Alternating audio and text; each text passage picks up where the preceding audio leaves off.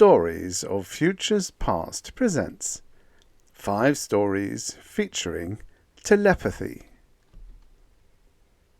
The Mystery of Deneb 4 by Robert Silverberg. Victorious Failure by Bryce Walton. Go to Sleep, My Darling by Winston K. Marks. Sordman, the Protector by Tom Purdom. The Untouchable Adolescents by Harlan, Ellison.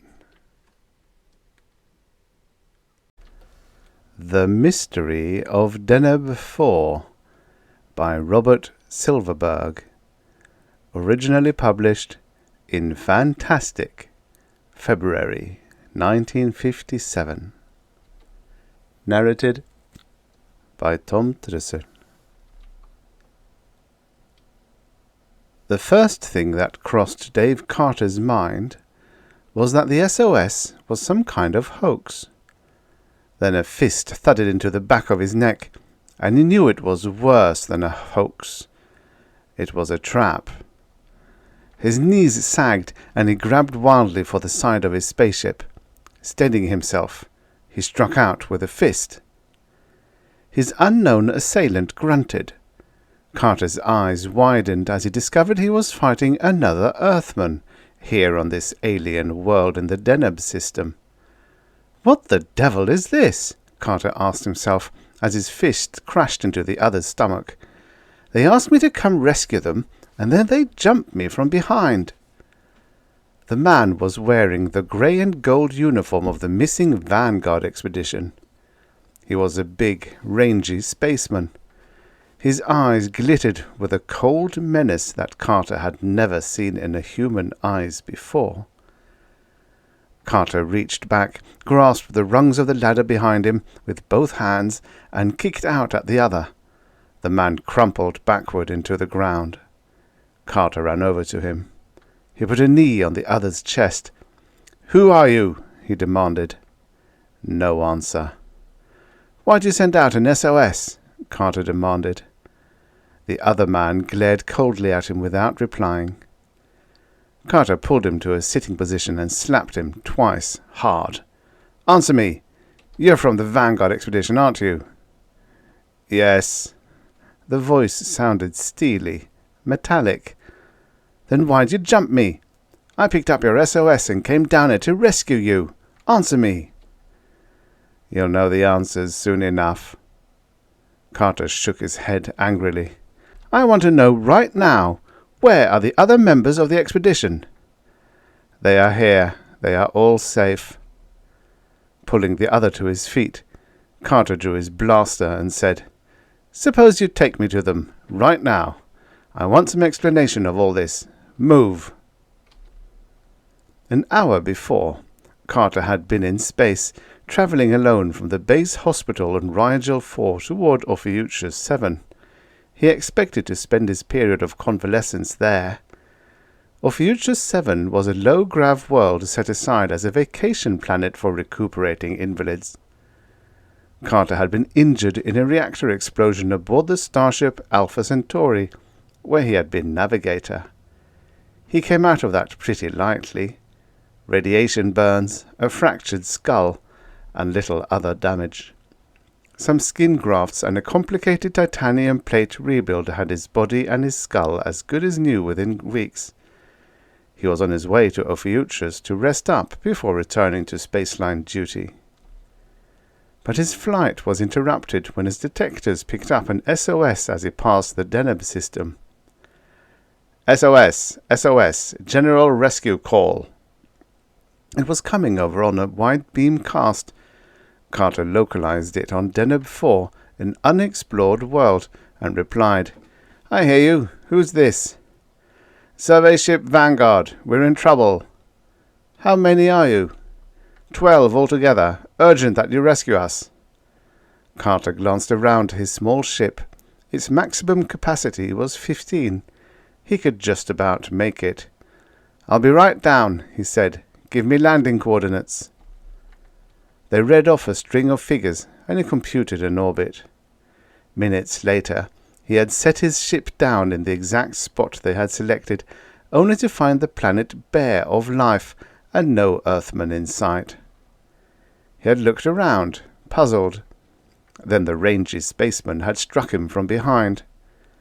And now Carter was following his captive through a wild, untamed jungle, heading into some strange mystery at whose nature he could only guess. The titanium plate in his skull was beginning to itch faintly as he moved deeper and deeper into the jungle. After a while, signs of inhabitation began to appear.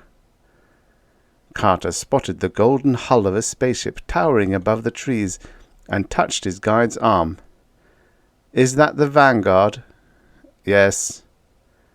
Behind the ship, Carter could now see a large clearing and people moving around in it, clad in the uniform of the Survey Division of the Intergalactic Federation. There was a building in the background, square and dull grey. A man stepped forward to meet them. He was distinguished-looking and wore the uniform of a squadron leader. "I'm Gendron," he said, "Commander of the Vanguard." "The name's Dave Carter, Navigator, late of Starship Alpha Centauri. I picked up your SOS call." Gendron blinked. "SOS? What SOS?" "The one you sent out, of course." Carter replied, astonished. "I got it on tape back at my ship. You asked for immediate rescue, said it was urgent. I landed, and this man here attacked me. I managed to get him under control." Gendron looked mystified. "There's been some misunderstanding here. We're in no trouble whatever. In fact, we're doing splendidly. As you can see, we've erected our headquarters building, and we're settling about to map the planet according to instructions." Carter frowned. "What about this man here?" "You mean Sherman? I'm afraid I can't tell you." The squadron leader turned to Carter's captive. "Did you attack this man?" "No," Sherman said. "He jumped me first." "That's a lie," snapped Carter. "I came out of my ship to see where you people were, and he hit me from behind." Gendron glanced at him quizzically. "That's hard to believe. Sherman's one of my most reliable men. Lieutenant Carter, I'm inclined to doubt your entire story. Would you mind explaining yourself?" Carter began to feel a growing sense of exasperation. "Look," he said, "I was minding my own business when this SOS came. I'm on leave now. I'm wasting my precious free time fooling with you people. So I picked up your SOS and I landed. Then this man hit me. That's all I can tell you." "I'm completely at a loss to clarify," said the squadron leader. "So far as I know, we sent out no SOS. We're in no danger here. We haven't even begun to complete our work. I'm sorry if we've caused you some inconvenience." Carter shook his head. "Maybe I'm going batty," he thought. "Maybe that blast aboard the Alpha C juggled my brains as well as cracked my skull. Maybe I didn't hear any SOS after all." "Okay," he said finally. "I'll go back to my ship and blast off. Forget the whole thing." "That might be the best idea," Gendron agreed. "Would you want Sherman to show you the way?" "I think I can find it myself," Carter said. He turned and headed out of the clearing, trying to convince himself that he still had a little of his sanity left. He moved about 3 steps. Then something struck him a ringing blow on the back of his head, and he toppled to the ground. Carter woke, feeling as if a mountain had fallen on him. His head ached miserably. His eyes wouldn't focus. His tongue felt thick and sandpapery. He tried to move his hands and discovered that he was securely bound. His arms were strapped together with what looked like leather thongs, and his ankles were tied as well. He was in a dark, windowless room, probably somewhere in the squat building in the clearing. He struggled to get his mind functioning again. All he could think of was the way his head hurt. Gendron had hit him from behind. That seemed to be the rule on this planet. After denying everything about the SOS, Gendron had clubbed him when he wasn't looking. It didn't figure. And there was that faint tickling in his skull, beside the raw pain of the bruise. He didn't understand that either. Carter sat up against the cold wall of the dark room and yanked at his bonds. They didn't give. He was trussed like a Christmas turkey. For what? Suddenly he stopped moving and listened. Voices. They were speaking in the same cold metallic tones the spaceman Sherman had used when Carter first landed. "I don't understand it," someone said. "He walked right through the control." "It was peculiar, all right. He came within the sphere of radiation, and it didn't have any effect at all.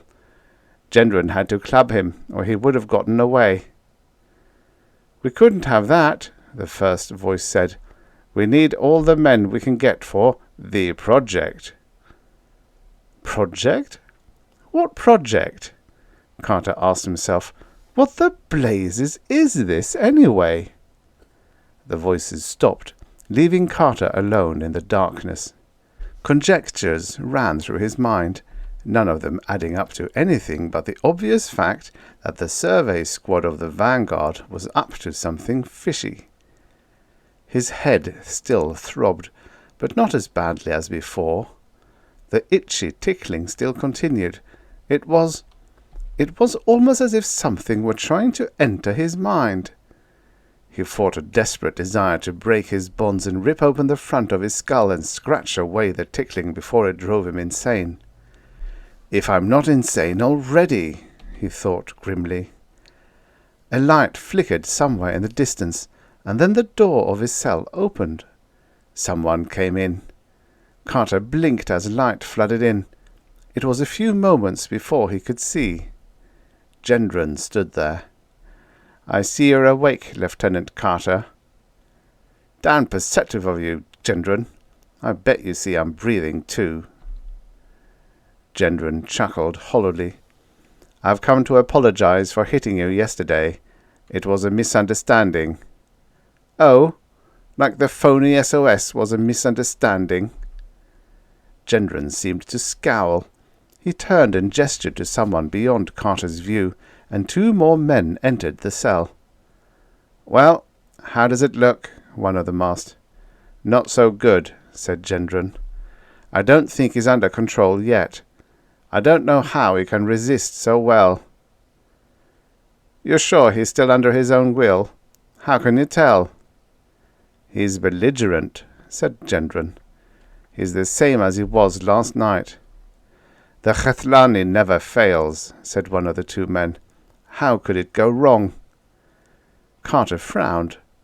Apparently they expected him to have been taken over by someone or something, and he hadn't been. "Sorry to disappoint you, Gendron. Your whatever it is just hasn't taken hold." "Very strange, Carter. We may have to kill you." "You know the Khethlani doesn't like to lose men," one of the others reminded Gendron. "We ought to do everything we can to bring him under control." Gendron nodded. "Untie his legs." One of the men bent and unwrapped the thongs. Immediately Carter's foot lashed out in a vicious kick that sent the other away yelling. Gendron slapped Carter twice. Then he said, "That proves it. He's definitely not under control. Let's take him to the Khethlani." They shoved him roughly out of the room and down a long, winding corridor toward a distant door. As they pushed him along, Carter felt the itching inside his skull grow to fierce proportions, until he could hardly bear it. The faces of his 3 captors became oddly peaceful, oddly emotionless, as they drew near the door. Gendron stepped forward and threw a switch. The door slid upward. Carter looked in and saw the Khethlani. It was a pulsing mass of protoplasm some 20 feet across, floating in a bath of some thick grey-green fluid that roiled obscenely beneath its bulk. A single great eye stared upward from the middle of the thing, and from the eye outward radiated corded blue bundles of nerve cells that formed a web running through the creature's legless body. Gendron and the other two men from the vanguard were standing as if frozen, staring down at the Khathlani. Carter grasped the railing that encircled the thing's pit and held on firmly. Beating waves of thought emanated from the Khathlani. "I control you, Earthman. I am your master." The thoughts washed up over Carter's brain with almost unbearable urgency. "I am your master. You will obey me to the fullest." Carter glanced at the three men with him. Their eyes were glassy. They were caught in an unbreakable hypnotic current. "You are my master," Gendron said slowly. The other two repeated the phrase, parrot-like. Carter stared down at the horror in the pit. Again the wave of thought rolled up. "I am your master, strange one."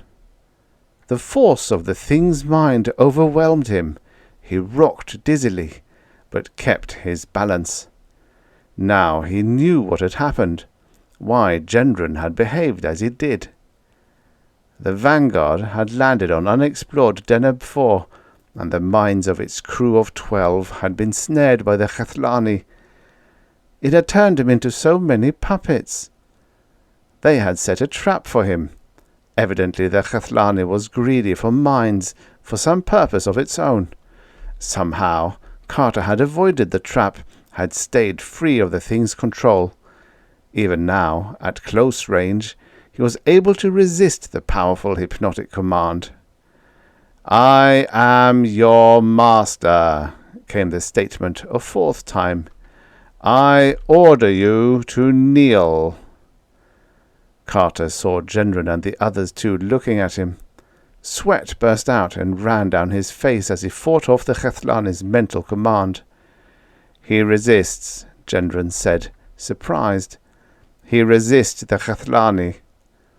"I order you to kneel. Kneel or be destroyed." Gendron began to draw forth his blaster.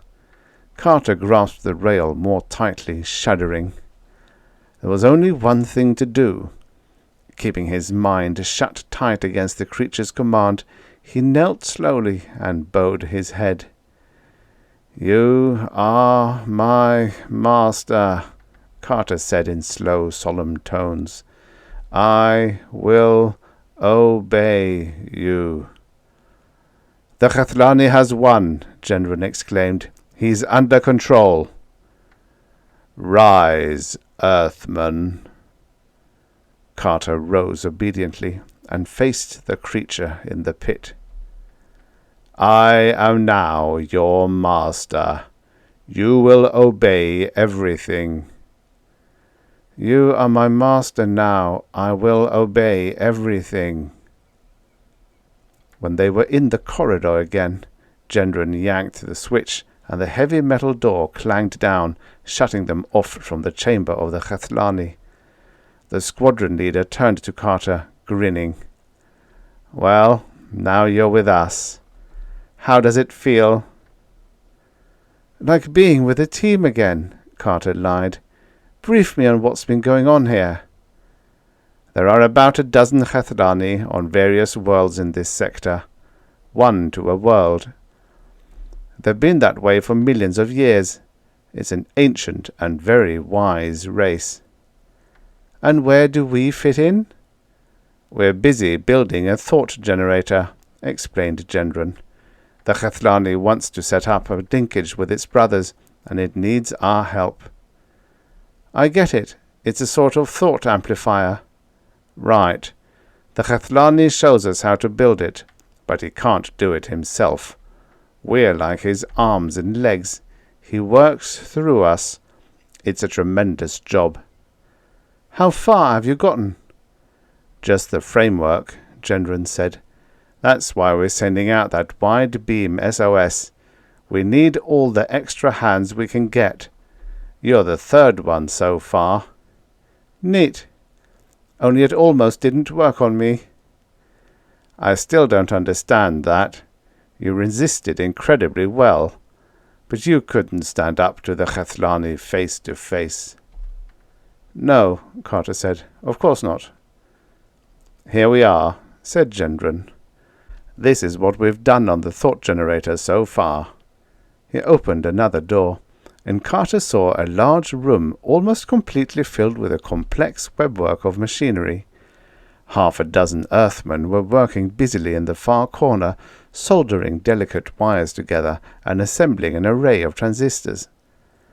It's a long, slow, tough job, said Gendron. The Chathlani's guiding us every step of the way. And when it's finished? Then the 12 Chathlani will be in contact with each other. Then they'll blend their mental powers into one super being that will control the universe. Carter barely repressed a shudder. How wonderful, he forced himself to say. Yes, wonderful. Gendron slapped him on the back. I'm sorry we had to rough you up, Carter, but we had to get you under control. I understand. When are you going to show me what I can do here? Gendron looked at him peculiarly for a moment, and Carter realized he had blundered. Supposedly all orders would be coming direct from the Chathlani. We don't have to show you, Gendron said. You'll know when you're supposed to work. Yes, of course, Carter said. I see that, and I think my time is coming now. Good. We're happy to have you with us. Gendron walked away, and Carter moved stiffly toward one corner of the room and pretended to busy himself with the tangle of equipment he found there. Whatever this thing the Chathlani was designing was, it was a miracle of engineering.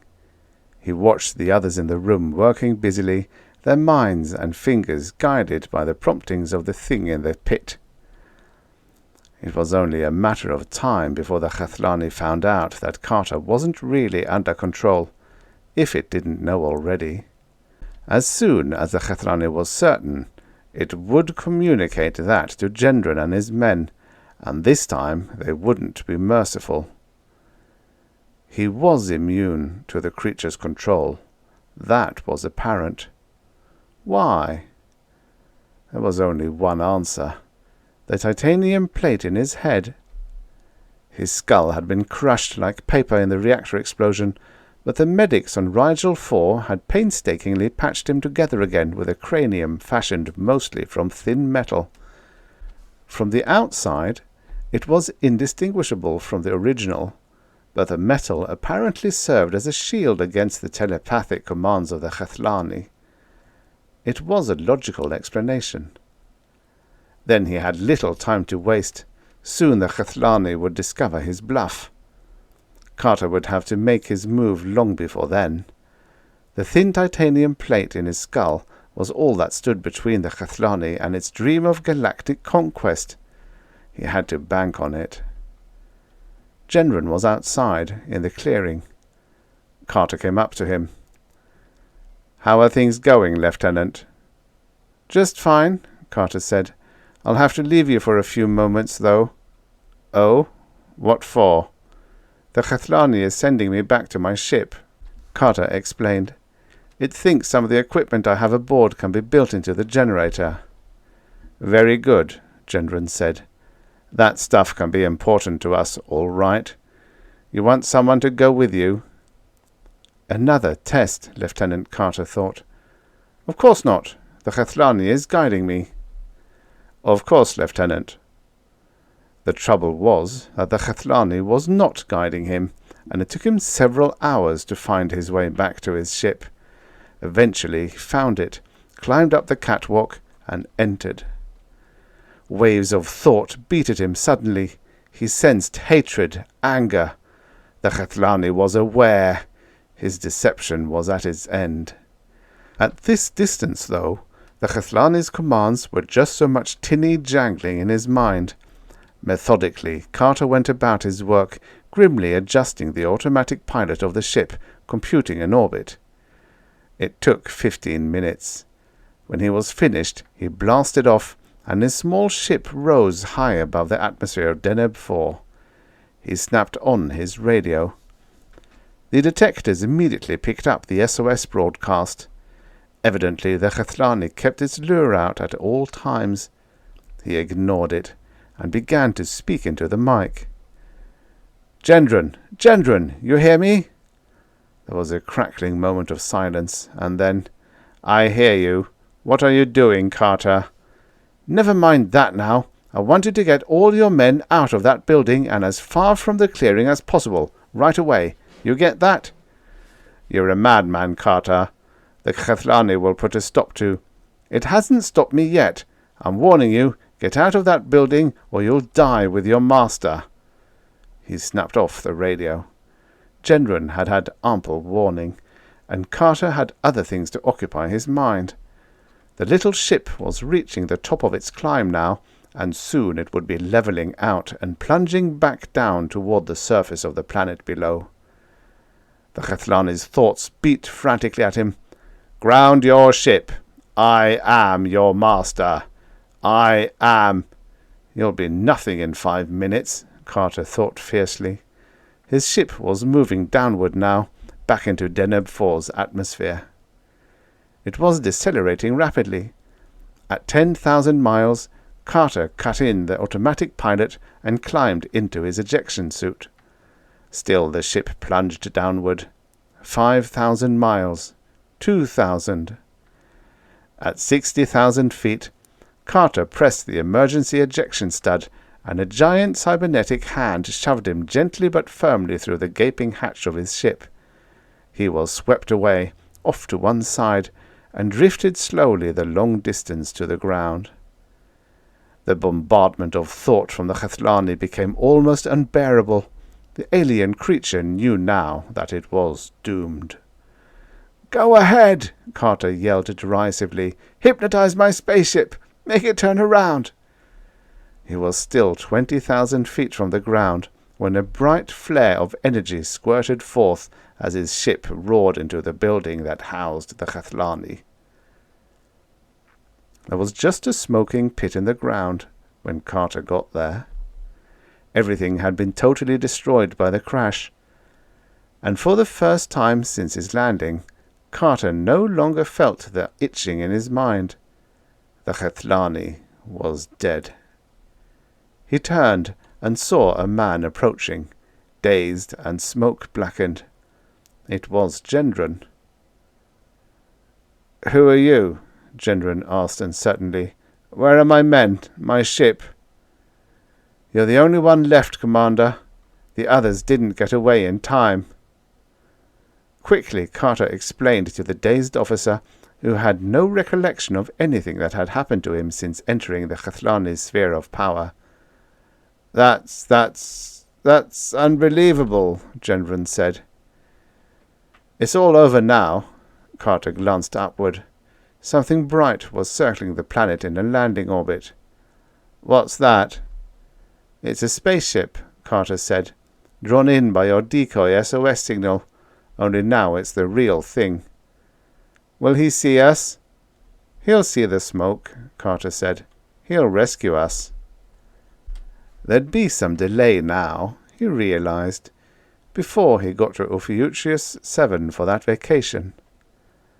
In fact, he might never get there, he knew now. He had a big job ahead of him, and he was the only man in the universe qualified to do it, him and his tin skull. He glanced upward. The job was waiting. There were 11 more Khathlani out there to be rooted out and destroyed. The end. Subscribe for your daily stories of futures past. And now, for the next story. Victorious Failure by Bryce Walton. Originally published in Thrilling Wonder Stories, April 1947. Narrated by Tom Trussel. With good reason, Professor H. Clausen hesitated. His wife's arms were holding him with a strangely insistent urgency and fear. He tried to disengage himself, but not with much enthusiasm.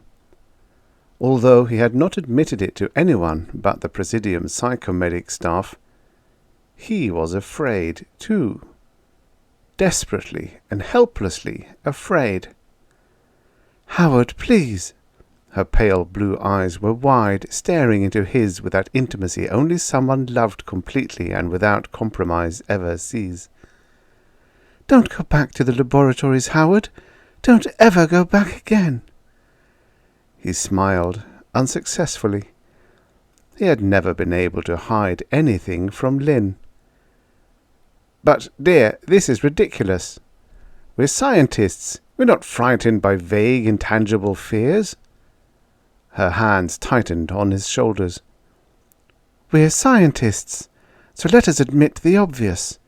Something doesn't want you to ever complete your research, Howard. We've worked together for 10 years, and now you're right on the verge of discovering the secret of life itself. And it means more to humanity than anything else in the history of mankind. But I'm afraid, Howard, and so are you. Whatever is against us stopped you before. Your mind almost broke. It will try again, and this time your mind may not recover." He managed to push her from him, and immediately he felt lonelier, isolated. His faint laugh sounded foolishly insincere. "Lynn, for the love of science! You sound like a mystic. Any mind is liable to become unintegrated. You talk about invisible, intangible forces. These things can only be in men's minds, dear. No mentality is immune to disorientation." She sobbed. Her head swung back and forth hopelessly. A cloud of lovely hair glinted liquidly in the shifting light from the harmonics glowing from the transparent walls of their apartment. He couldn't leave her in this state. "Lynn, darling, listen to me. I can't abandon my life's work, particularly something so profoundly important to humanity. One more projection, and my closed system principle will be concluded. After that, think of it, Lynn. This is really the one thing mankind has been seeking. All his other activities are only bypaths. With eternal life possible, mankind will have a real reason for struggling onward, Lynn." "No, Howard," she was saying brokenly. "There isn't an argument. To me, your mind is more important. Why did your mind black out just before you could finish your last experiment? Why, the whole magnificent psychomedical staff at the Presidium couldn't find a reason. All the charts show you to be amazingly normal. There is something bigger than our science, Howard. It doesn't intend for you to ever finish your research." "A woman's intuition," he said sardonically. "Not a woman's," she corrected. "Ours. Because you feel it the same as I do." A sick, vague fear came over him as he stood there nervously, remembering the gleaming, arched height of the biochemistry wards at the World Science Presidium. That singularly awful instant just before he could finish his last experiment, when all his mental faculties had crumbled. The microfilm projector had just commenced whirring. Then that final spiraling downward into the desperate grey fear and unconsciousness. There had to be a logical explanation, so that whatever blockage stood between him and the conclusion of his research could be torn down. The secret of the single cell had long been his. Whatever that 3D microphoto film revealed, he and only he could turn the key to open the ultimate secret door into victorious eternity for all mankind. Now he blinked burning eyes. Lynn was, of course, right. He felt it, too. A hidden, omnipresent kind of force that would prevent him from completing his research. But such a thought was adult infantilism at best. A hidden force. In his world, there had to be logical sequence of cause and effect, but even the psychomedic staff hadn't been able to find one. "Howard," she was saying, lips quivering, "remember our moon house?" Clawson bristled, froze. "I remember. The world gave us a magnificent marble house on the moon overlooking Schroeter's Canyon, a return favor for my many gifts to mankind. What a juvenile farce. Imagine me sitting up there on the moon, with you, two futile little escapists, haunted by our own uselessness and our fears. No, Lynn, I've my particular destiny to fulfill. It isn't hiding away on the moon. I'll never accept retirement on the moon, or any place else, either now or after my research on the life force. I'd rather die than stop working in science." He started for the exit panel. Her voice cut deeply, slowed him, turned him. "You're going to the laboratories again, then?" she asked faintly, "in spite of what happened before?" He nodded, but when he tried to say yes, his throat was dry and sticky. "Goodbye, Howard," she said. She was crying when he left. It made him feel terribly lost and guilty to leave her crying. But he had to. What made it so bad was that Lynn had never cried before. She was so strong emotionally. Without any real cause, this made him more nervous and irritable. But he was one of the world's greatest scientists. Everything must have a cause, somewhere, sometime. His gyrocar dropped down on the spacious roof landing of the biochemistry building at the World Science Presidium. It was beginning to rain. Solid, heavy, sharp driving drops that spattered on the dull plastic mesh as he walked hurriedly across it to the ingress. "Hello, Professor Clawson. This is a surprise. I didn't know you would be coming back so soon." Clawson started violently, clutched at his heart. A sudden shooting pain was there. Yet the staff had found nothing wrong with his mental or physical integration. They had checked and rechecked. "Oh, it's you, Larry." He paused, relieved. You startled me, Larry. I didn't see anyone on the landing." "I just came over to do a little work on my own," Larry explained. He was a young, enthusiastic, highly capable student biochemist with a shock of unruly black hair. He had graduated from World Tech 7 years ago and had been Clawson's assistant for 5, working with him faithfully, sometimes during those grueling 64-hour stretches. He had been the only one with Clawson when he had lost consciousness.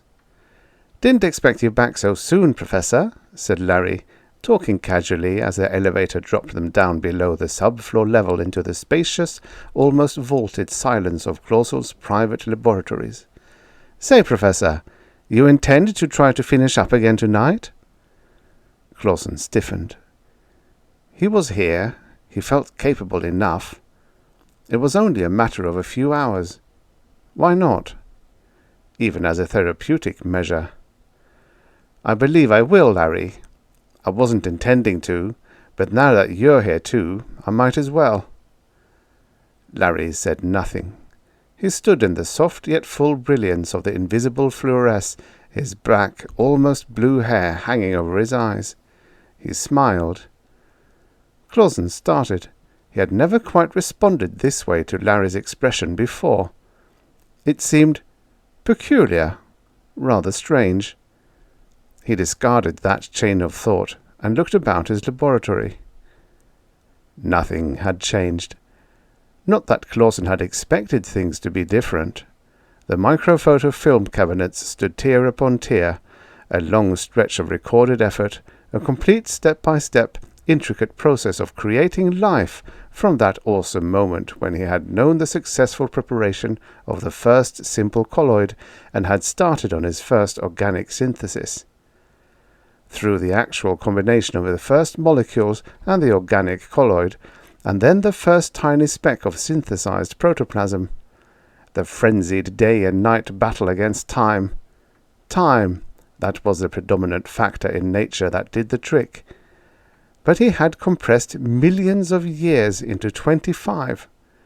From simple organic compound through the simple colloid, the protein, the primitive protoplasm, the simplest unicellular organism, the flagellate, and then the great jump into the structure of the gene, the ferreting out of that intricate, vital combination that gave man life and maintained it.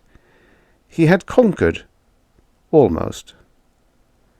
The high arched ceiling in the lab with its glowing columns and its streamlined equipment had been provided him by the entire Earth, provided him by man's cooperative faith in himself, men who would find so much greater an impetus to fight ahead if they only knew that whatever other success they might have, their ultimate end was inevitably life, instead of death.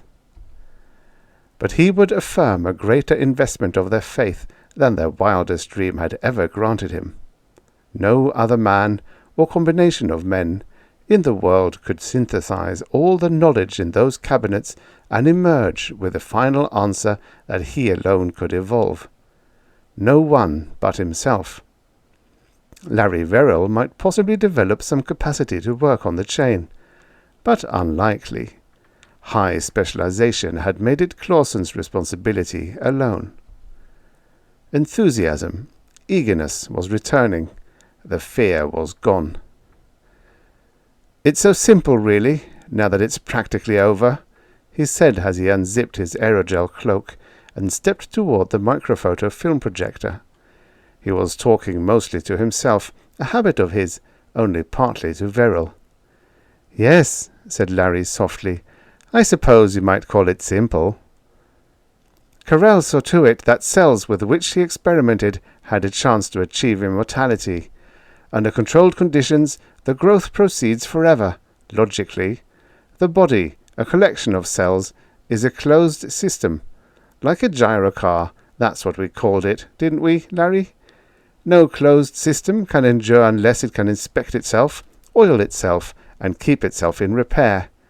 A gyrocar can't do that, but the body can and does, though imperfectly.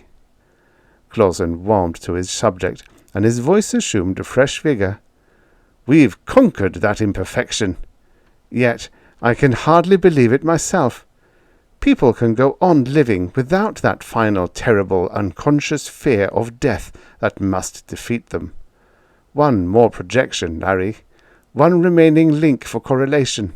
The answer is right here on this projector, an actual three-dimensional record of the very first spark in the heart of the cell itself, the primary bursting of a carbon atom commingling with a shingle cell, creating life. It's the first and the final record, Larry." Larry nodded, but his lips were twisted in a rather sad, cynical smile, it seemed to Clawson. "So simple, isn't it, Professor?" "Yes, it really is," asserted Clawson, his enthusiasm blinding him to the peculiar reaction of Larry Verrill. "Whatever is revealed in this 3-dim projector will contain the final step for the infinite prolongation of human life. When I synthesize it with Compton's H9 film, we'll have it. Incredible, isn't it?" "You may not realize just how incredible. How could you?" said Verrill. "Nor I either, for that matter." Clawson hesitated, his hand frozen above the button that would throw the projector into life. Then, shrugging, his hand started to move down. But it didn't. For then, unbelievably, terrifyingly, it happened a second time. Professor H. Clawson felt a blackness encompassing the mighty vaulted laboratory. It closed in tightly, smothering, icy. It wrapped his entire swirling mind in darkness. A little round man smiled broadly at him from a stool close to his bed in the psycho ward. "Remember me, Professor?" His face beamed with self-possession. "You're the clinic psychologist who handled the other electroencephal checkup," said Clawson quickly. Or are you?" "Good recall," commented the psychologist. "Name's Dunnell. I've rechecked your whole file since your second disorientation. Weak alphas, of course, but that's necessary in your type. No dysrhythmia. Tempo's exceptionally well balanced. Look, Professor Clausen, there is still no logical reason for your being here. But meanwhile, these charts don't fib. But I'm not so smug as to think we know so much about the old cortex. Still, logically, we can't find a reason." "But there must be a—" "Oh, we'll find out, Professor. How do you feel now? The harmonics working all right?" "Not quite. Dunnell, both time I have been, terribly afraid before the attacks. Some kind of intuition. My wife noticed it too." "You're beginning to build delusions and rationalizations. We must guard against that. You're bound to put undue emphasis on it, make it far more complex and important than it really is, because it happened at such critical moments. You deal in absolutes, Professor. Cause must equal effect." "But it wasn't coincidence either time," insisted Clausen. "Not logically. Coincidence is too simple, too handy a gadget, Dunnell, isn't it?" "Maybe," said Dunnell, lighting a cigarette. "Anyway, I won't burden you with a lot of hasty probing around. The staff says you're okay to leave the clinic today. Come to my office tomorrow afternoon if you feel like it. If you don't, call me up and tell me why. See you tomorrow." A little later, after the staff had given him another thorough going-over which revealed nothing amiss, he met his wife, who was waiting for him with a gyrocar on the roof landing. Only a third of Clausen's normal life was gone, yet he looked twice his age, except for rare moments like this. He kissed Lynn almost boyishly as they stood together looking over the gleaming plastic structures piercing a clear blue sky. A soft, warm summer wind blew disarmingly over Washington. Finally Clausen said abruptly, "I'm sorry, Lynn. You were right. I'll admit the obvious. Something beyond the scope of our science is blocking my progress. But what is it?" She shook her head, her eyes brooding with concern for him, deep, dark. "I've talked with the Science Council," she finally said in a whisper. She turned with resolution to face him. "Howard, they have agreed with me. You need a very long vacation.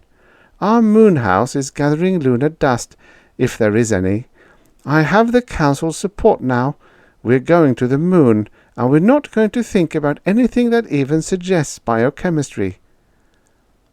"There isn't any such a thing, not on this world," said Clausen. "Howard, we're going to raise extraterrestrial flowers." Clausen stared, and was suddenly and violently angry. "Flowers? You're mad." "But the Council's on my side, Howard.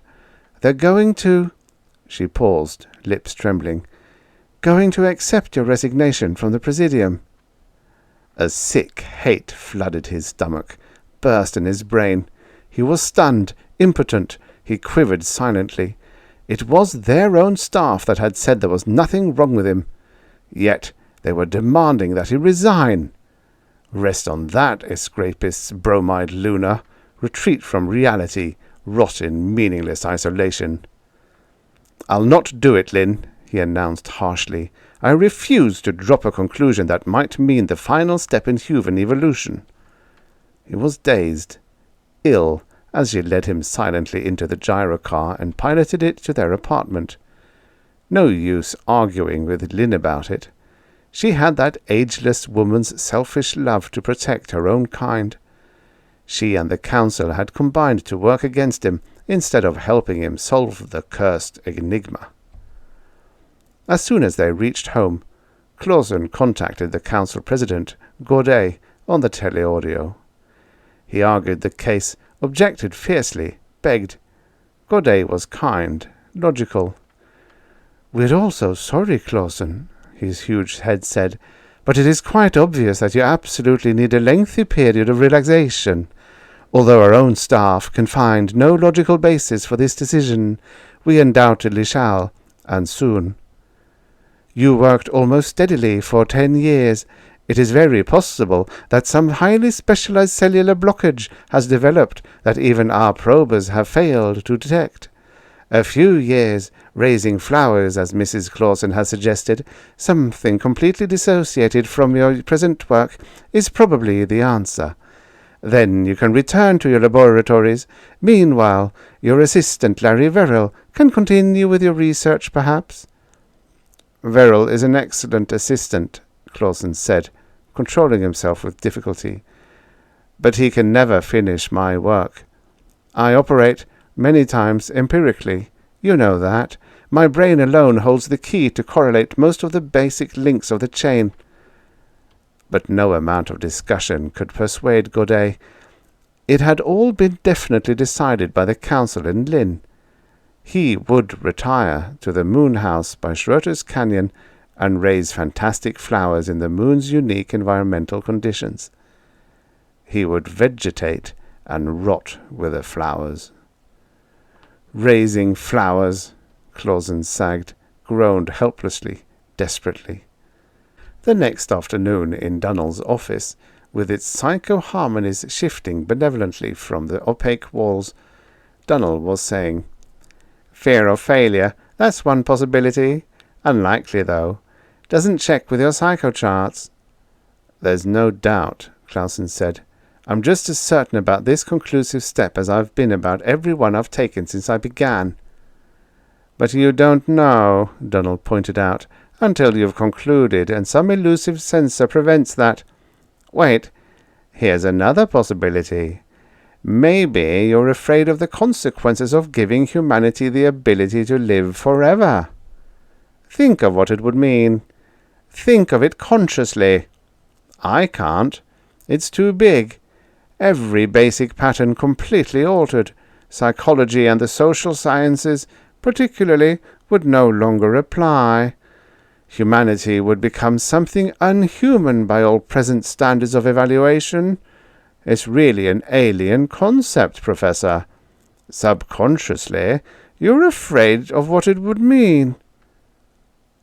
"I see your reasoning there, Dunnell. Frankly, I've never considered that at all. I've been so wrapped up in the thing itself." "But let's assume that your subconscious has been working on it," insisted Dunnell. "I tell you, Professor, you go back to that laboratory of yours right now. Get in there with all the fatal paraphernalia and just introspect for a while. Think of the whole, and go beyond the limits of your specialized course. There are so many possible consequences to a sudden transition from mortality to immortality. Think about the things that can and will happen. Seems to me that might well be the motivation for the fear. And, Professor, come back and see me tomorrow." Clawson was like the pilots who get rocket psychosis on their first lunar run, and who must immediately make another flight, or lose their resistance to space fear forever. He must go back to the laboratory. Try again. And Dunnell's diagnosis about Clawson's possible fear of the consequences of giving humanity sudden immortality. He definitely had something there. Clawson wondered why he had never thought of it before. Like Dunnell had said, it would change every present standard of humanity. The enormity of the possible repercussion. Clawson trembled a little with triumph. Yes, that could be the basis for the fear. A scientist must weigh the consequences of his discoveries. Would the secret of eternal life be a boon or a catastrophe for man? Clawson entered a public telaudio booth and got Verrill's apartment in East Washington. Verrill's eyes seemed to have changed. They looked like those of someone else. Ridiculous. Yes, he did need a rest. "Verrill," he said tightly, "I'm going back to the laboratory again, right now. I want you there, too." Verrill's eyes widened, then narrowed. His mouth slipped into that sad, cynical grin. "If you insist, Professor. And you always would, of course." "Why, naturally I will," said Clawson. "Meet me then, 15 minutes. The teleaudio faded, but Clausen sat there a moment. He brushed at his face wearily. So strange, the way Verrill had talked, like a stranger almost. But 15 minutes later, the vaulted height of the gleaming laboratory was very silent, and seemed somehow cold as Clausen saw Verrill walking toward him. Verrill seemed to blot out the laboratory, loom extraordinarily large before him. Clausen had unconsciously been backing away. He felt the hard, cold light of the supporting column against the small of his back. He was looking fearfully into Larry Verrill's eyes. Into his eyes, into incredible, swirling blackness, into space and time and eternity. And Professor H. Clausen knew. "Varro," said the thin, wavering body, "it is time for your little transmigration. The switcher is ready. Don't think too much about what you must do. We are four-dimensional, but we are still not very well adapted to the complications of the coordinate stream." Clausen knew, yet it was far beyond his capacity to understand. He was seeing something that had happened, yet was still to happen. Fourth-dimensionally, time, as he knew it, was meaningless. The man who had spoken in this strange world revealed by Verrill's alien brain was named Grosko.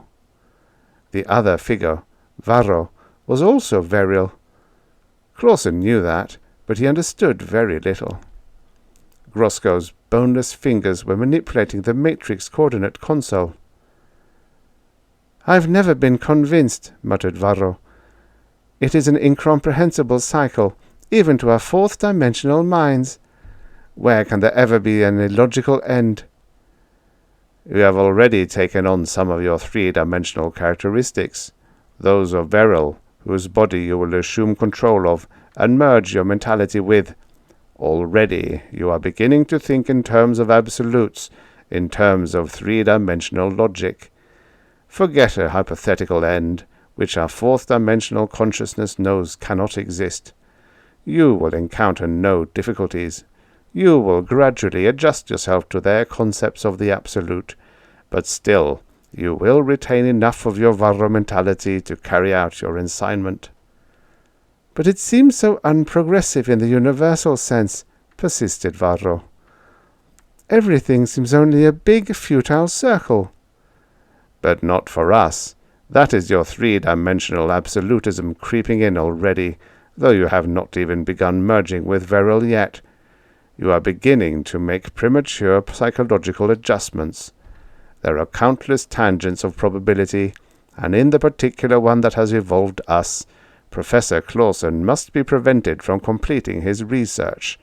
If he does, we will not evolve. But of course we have evolved, so it is inevitable that you will carry out your assignment successfully. Inevitable."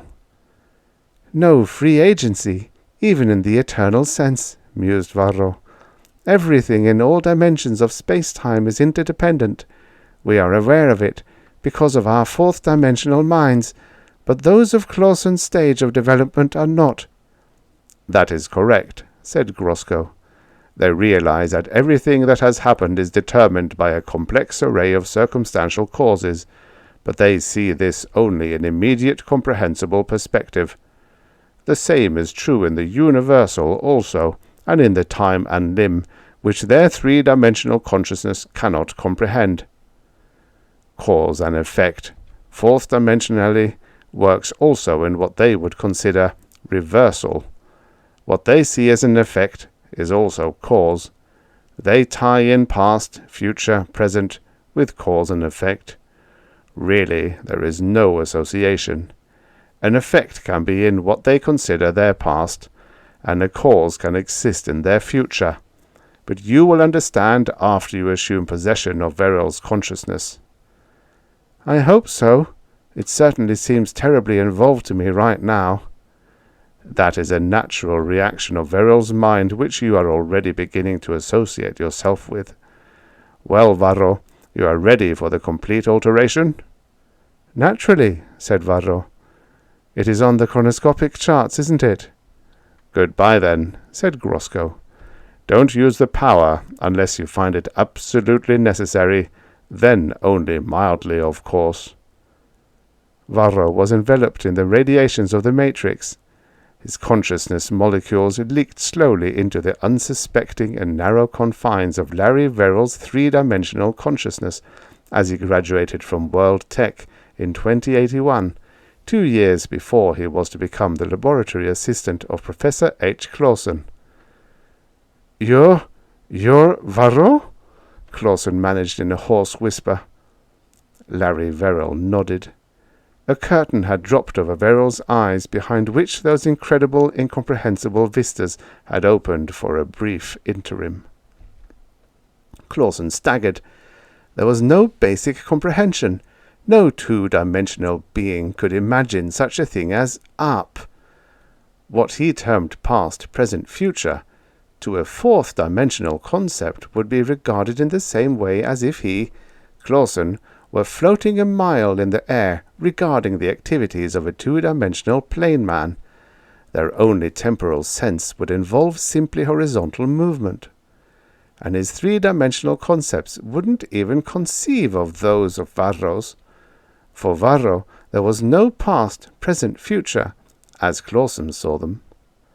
Varro and Grosko and their world was really a future stage of man to Clausen.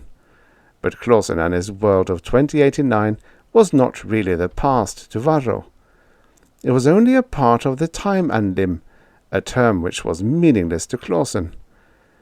It referred to the oneness of space-time, which was clearly envisioned in their fourth-dimensional minds. "You're not human," Clausen finally managed to say. It sounded strange, and somewhat absurd to him after he said it. "No," agreed Verrill or Varro. "And I might say to you, you're not an ape. You think of past and future as somehow separate.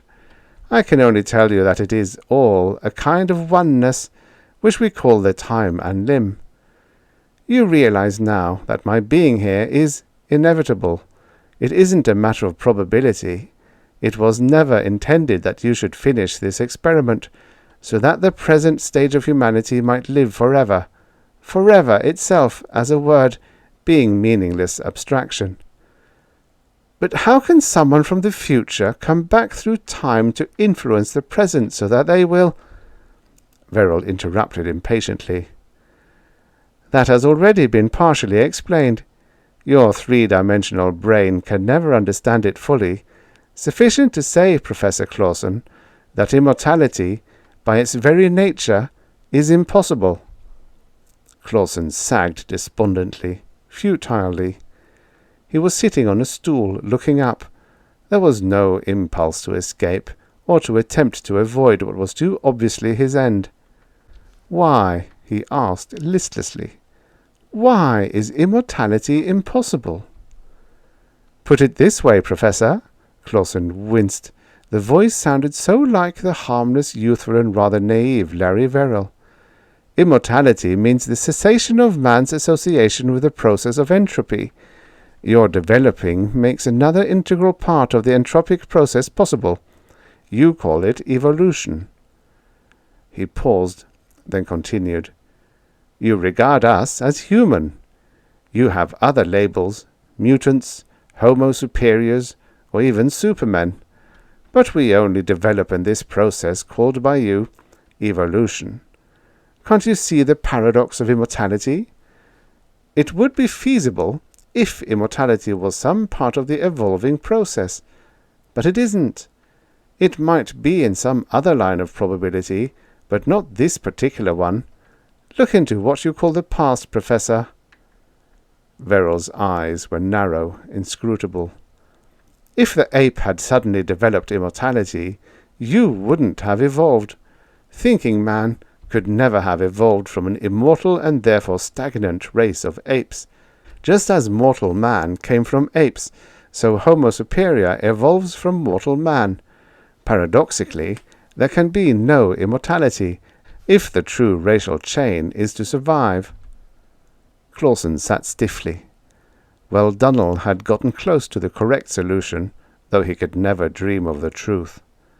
There had been a deeply buried subconscious fear of the results of immortality. It would have destroyed what he called man's future. There was one thing that might be explained. "Why have you allowed me to advance as far as I have in my research?" Verrill smiled sadly. "Your whole concept is based on false logic," he said, "but I can't explain. There isn't a question of allowing you. You see, you had to develop this far with your experimentation.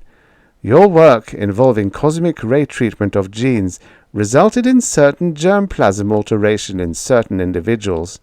This will bring about our fourth-dimensional emergence in what you call later as mutants." "Then," said Clausen faintly, "I'm also responsible for you." The young man nodded. "You could term it that. But it's all an integral whole. You deal in cause and effect, but the closest you can get to our logic is to hyphenate it endlessly. Cause effect, cause effect, cause effect, cause effect, cause effect, cause effect, without end." There was a heavy silence. Then Verrill said, not unkindly, "I had better take care of you now, Professor. Your mind will have to bear far too much strain. Your reasoning processes will demand an explanation which, for your three-dim consciousness, is impossible. You will develop a psychosis unless I alter your mind sufficiently." "What are you going to do?" whispered Clausen, his mouth dry. "By suggestion, I'll alter your basic behavior and motivation patterns. You will retain most of your present mental characteristics. Amnesia followed by new and fundamentally different lines of activity." Clausen started to run away, but he found himself sucked into a whirling maelstrom of senseless, unrelated chaos. He reeled dizzily. He felt himself falling. He saw his laboratory assistant, Larry Verrill, standing above him, saying with nervous concern, "Professor, you've fainted again. You all right now?" Clausen felt a queer, shocking sensation, an intangible impulse, rather painful. "No, Larry," he replied. "It's over with me now. I really don't think I could have succeeded in achieving immortality for mankind anyway. There's a flaw in the chain of development somewhere, and the whole procedure is so complex we could never go over it and find the error. Good night, Larry. I'm going home." He didn't wait for his gyrocar to reach his apartment to tell Lynn the startling developments. He contacted her by teleaudio.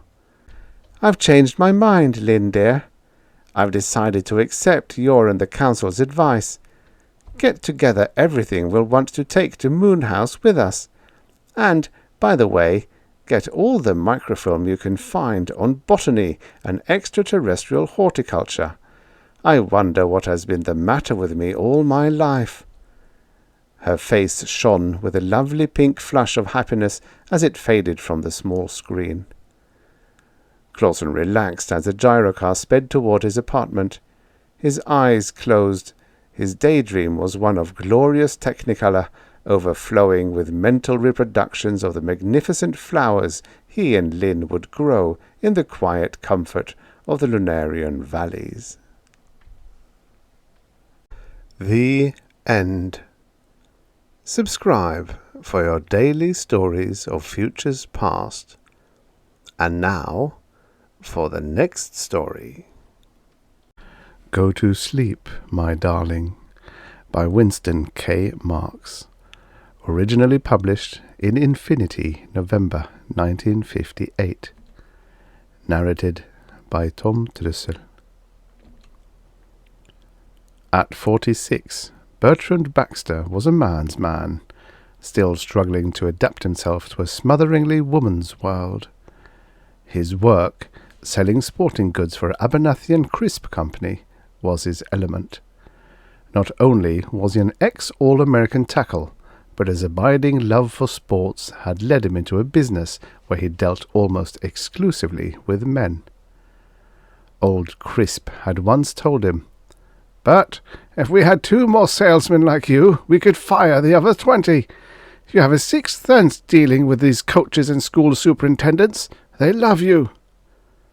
Yes, Bert Baxter could anticipate his male customers' requirements, objections, moods, and buying habits with an almost clairvoyant insight. But give him a woman. He was licked before she opened his catalogue. Women found him attractive enough.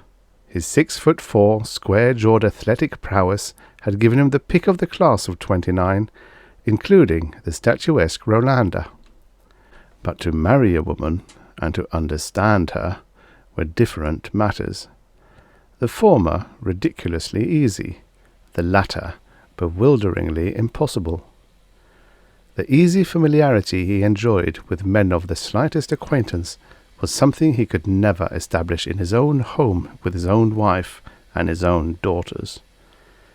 Fate, as if to further confound him, had presented Bertrand with 4 daughters. Of all these females, Rolanda, Aileen, Grace, Norma, and Annie. Only 2-month-old Annie was currently making sense to Bert Baxter. That was because she was a baby, and not yet a female in the baffling sense of the word. His other 3 daughters had had their turns, but as they emerged from infanthood into childhood, they became unmistakable girl-children, almost with their first mama-papa lisps, and thereby removed themselves from Baxter's realm of fathomable human beings. He lay sleepless one November night beside the gently snoring Rolanda, debating the wisdom of having induced her to try once more to provide him with a son. Although Rolanda was 40 at the time, Annie had arrived without undue trouble, fitted immediately into the Baxter feminine regime, and established herself in Bert's heart quite solidly, if only temporarily. The misgivings that beset him were vague ones. Annie was the apple of his eye, but in a few short months she would add to the flooding tide of womanhood that swirled through his house, squealing, giggling, moping, hair-curling, nylon rinsing, plucking, powdering, painting, primping, ironing, sweater trading, lipstick snitching, and man-baiting. Too soon. Much too soon. Dear, understandable little Annie would move off in her own miasma of perfume and verbal nonsense, leaving Bertrand once again a lonely man in his crowded home. The illuminated dial said precisely 2 o'clock when a tiny whimper seeped through the adjacent wall from the nursery. Baxter was on the verge of slipping into a doze, but it brought his eyes open.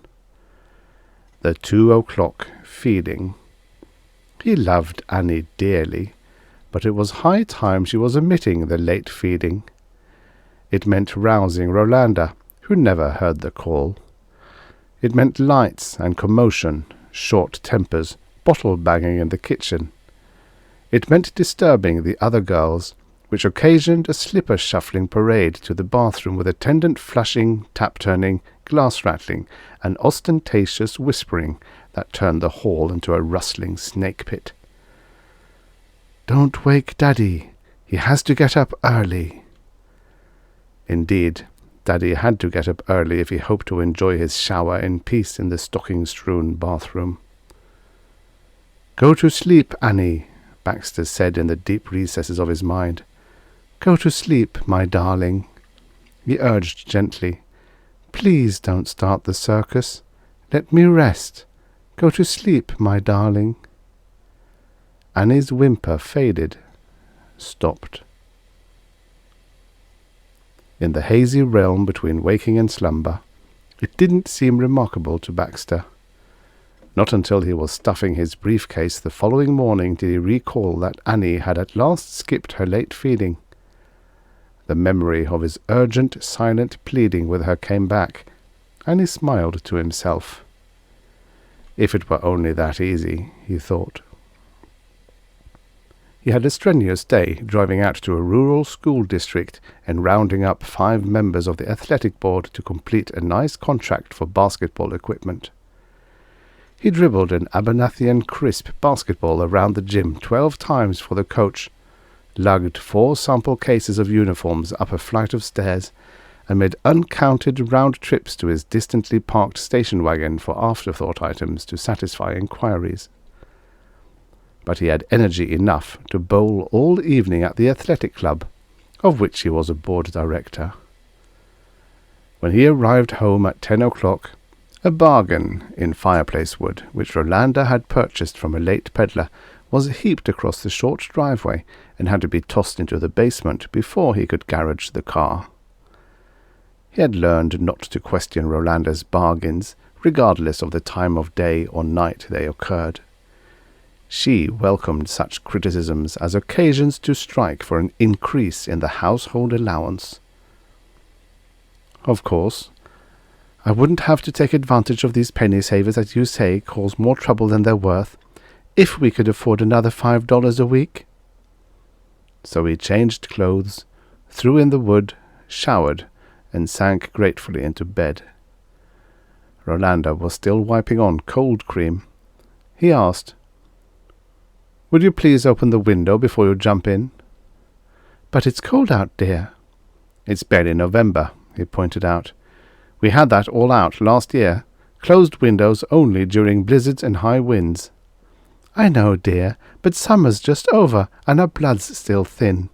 Besides, we put on the electric blankets today." Since, theoretically, expensive electric blankets were supposed to add to one's security against chilling, the argument detracted not a whit from Baxter's convictions, but he was too tired to pursue the annual debate about chilling versus fresh air requirements. He inhaled the dense mist of aromatic, warm, humid boudoir essences, and fell into exhausted slumber. His dream was a recurrent one wherein he wandered barefoot through an echoing chamber. He was a Lilliputian, searching the interior of Rolanda's skull, a great, empty, reverberating dome. He had no notion for what he was searching, but all he found were the roots of her yellow hair sticking down through the pate.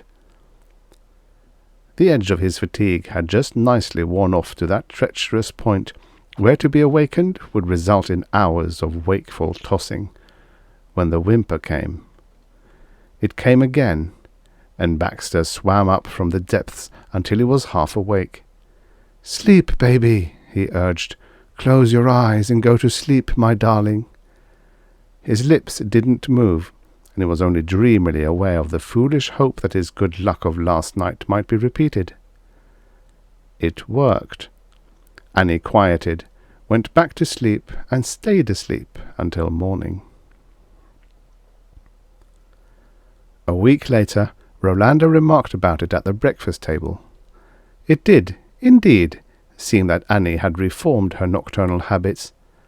But Baxter knew better. Each night now, at the first whimper, he sent his silent mental message winging through the plaster, lathe, and pink wallpaper to the pink baby under the pink blanket in the pink crib. Annie was still waking at 2 a.m. each night, but she was still complying with his soothing thought appeals.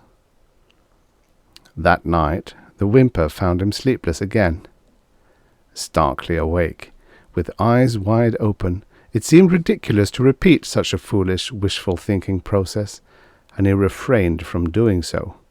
Telepathy was nonsense. The whimper grew in volume, welled up into a full-throated wail that prickled the short hairs of his neck. "Oh no, Annie, for heaven's sake!" Without thinking further on it, he slipped into his silent pleading. "Go to sleep, baby. Go to sleep, my darling." Annie had too much momentum to capitulate easily. He pleaded and cajoled, and finally he mentally hummed 3 stanzas of Rockabye Baby. The wail trembled and fell off into a few reluctant sobs. Annie was comforted, reassured. Annie slept.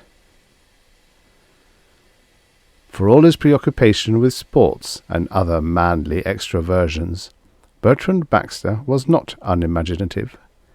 His stunning victory on this 7th night was too dramatic to ignore.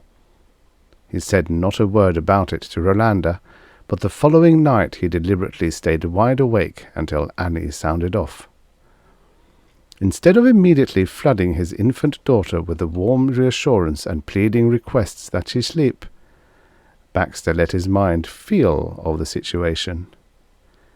He spoke softly to her in his unmouthed mind talk, and for the first time he became aware of a tiny but positive mental response.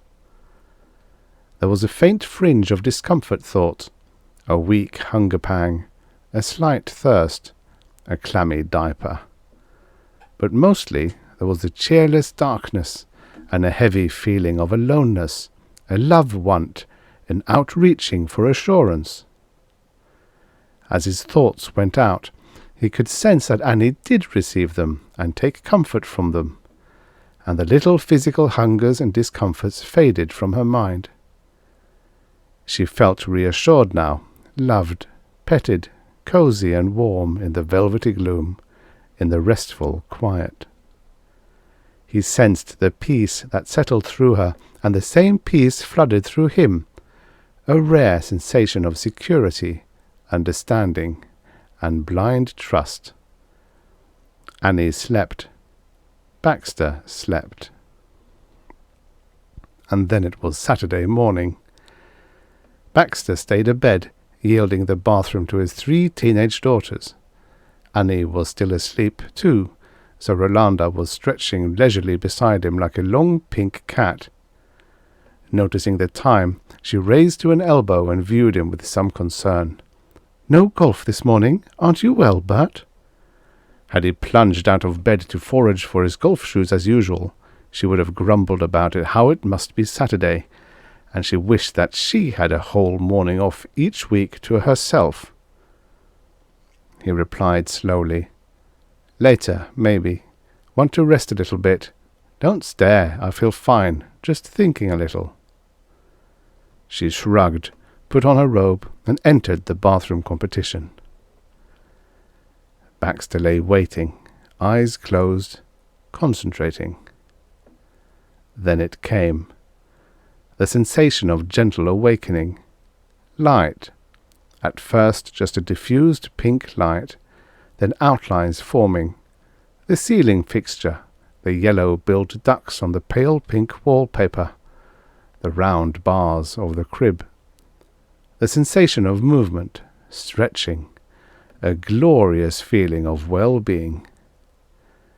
Annie was awake.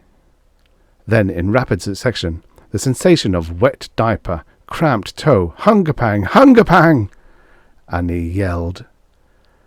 The sound came through firmly and demandingly, interrupting Baxter's concentration and breaking the remarkable rapport, but he had proved to himself beyond all doubt that he had been dubiously challenging. He had established a clear telepathic entry into his daughter's mind. Now he was so excited that he forgot himself and tried to explain the whole thing to Rolanda. She seemed to listen with half an ear as he assembled breakfast. She didn't understand, or she misunderstood, or she understood but disapproved. Baxter wasn't at all certain which it was. When he finished, she simply paused in her oatmeal dishing, pulled her housecoat tightly about her, and said, "Nonsense. You went back to sleep after I got up. You're dreaming these things. It is high time that Annie began skipping her night feeding." But her eyes were narrowed cat slits, and Baxter felt a positive warning in them. He felt that since creation, probably no man had actually penetrated a woman's brain to probe the willy-nilly logic that functioned there. Functioned well, for somehow things got done, but functioned in such a topsy-turvy manner as to drive a serious male insane if he pondered it too long. He retreated to the morning paper and said no more about it. Before he left for the golf club, he had another remarkable experience. he stepped into the nursery and stared down at the adorable little pink-cheeked Annie. He closed his eyes and sought her mind, and saw himself standing above the crib, through her eyes. It was clear as a TV image. In fact, he noted that he needed a shave and looked quite strange with his eyes closed. In the days that followed, Baxter became addicted to slipping into Annie's innocent little mind at almost any hour of her waking. At the office, in a customer's waiting room, even out on the golf course while waiting for a slow foursome to tee off ahead. Distance was no obstacle to the telepathic rapport. And he began to make fabulous plans. As Annie grew, he would follow her mental progress, investigating every aspect of her thought processes to learn the key to womankind's inexplicable mind. Through her eyes and other senses, he would experience the woman's world as it impinged upon her, and one day he would fathom the deepest eternal secrets of all womanhood. Whether Rolanda divined his attentions, Baxter never knew, but when Annie was 3 months old, she suddenly began resisting her father's mental intrusion. He first noticed it one evening right after Annie had been tucked in for the night. Baxter was pretending to doze in his leather chair in the den, but actually he had been keeping mental watch until Rolanda cleared out of the nursery. For some reason, he feared communing with Annie while his wife was in the room. Rolanda had come out, down the hall, stopped in the open door of his den, and he had felt her gaze upon him for a long minute. When she passed on without comment, Baxter sought to enter Annie's mind and enjoy her nightly snugged-down feeling of contentment. He probed gently, and to his surprise he met a barrier, an impalpable resistance, a shutting out that he had never encountered. He pressed more firmly. Dim perceptions began to come through to him, but they were dominated by displeasure emotion. Annie cried out. Baxter withdrew instantly, feeling somewhat guilty. Then he tried again. Annie screamed. Rolanda came down the hall, paused at his door, and said, "What do you suppose is the matter with her tonight? She always drops off." Without waiting for an answer, she passed down the hall to the nursery and comforted Annie to sleep. Baxter tried no more that night. It was the same each time he tried thereafter. Abruptly, Annie had become irritable, intolerant of his probing. How she could understand what was happening mystified Baxter, but he was determined to retain contact. He kept pushing, gently but firmly, and although it brought on some furious yells, he succeeded in making at least one daily survey of his infant daughter's mind. For a week, Rolanda became increasingly hostile for no apparent reason. Baxter felt that the tension that grew between them was in some way connected with Annie, but his wife never spoke of it.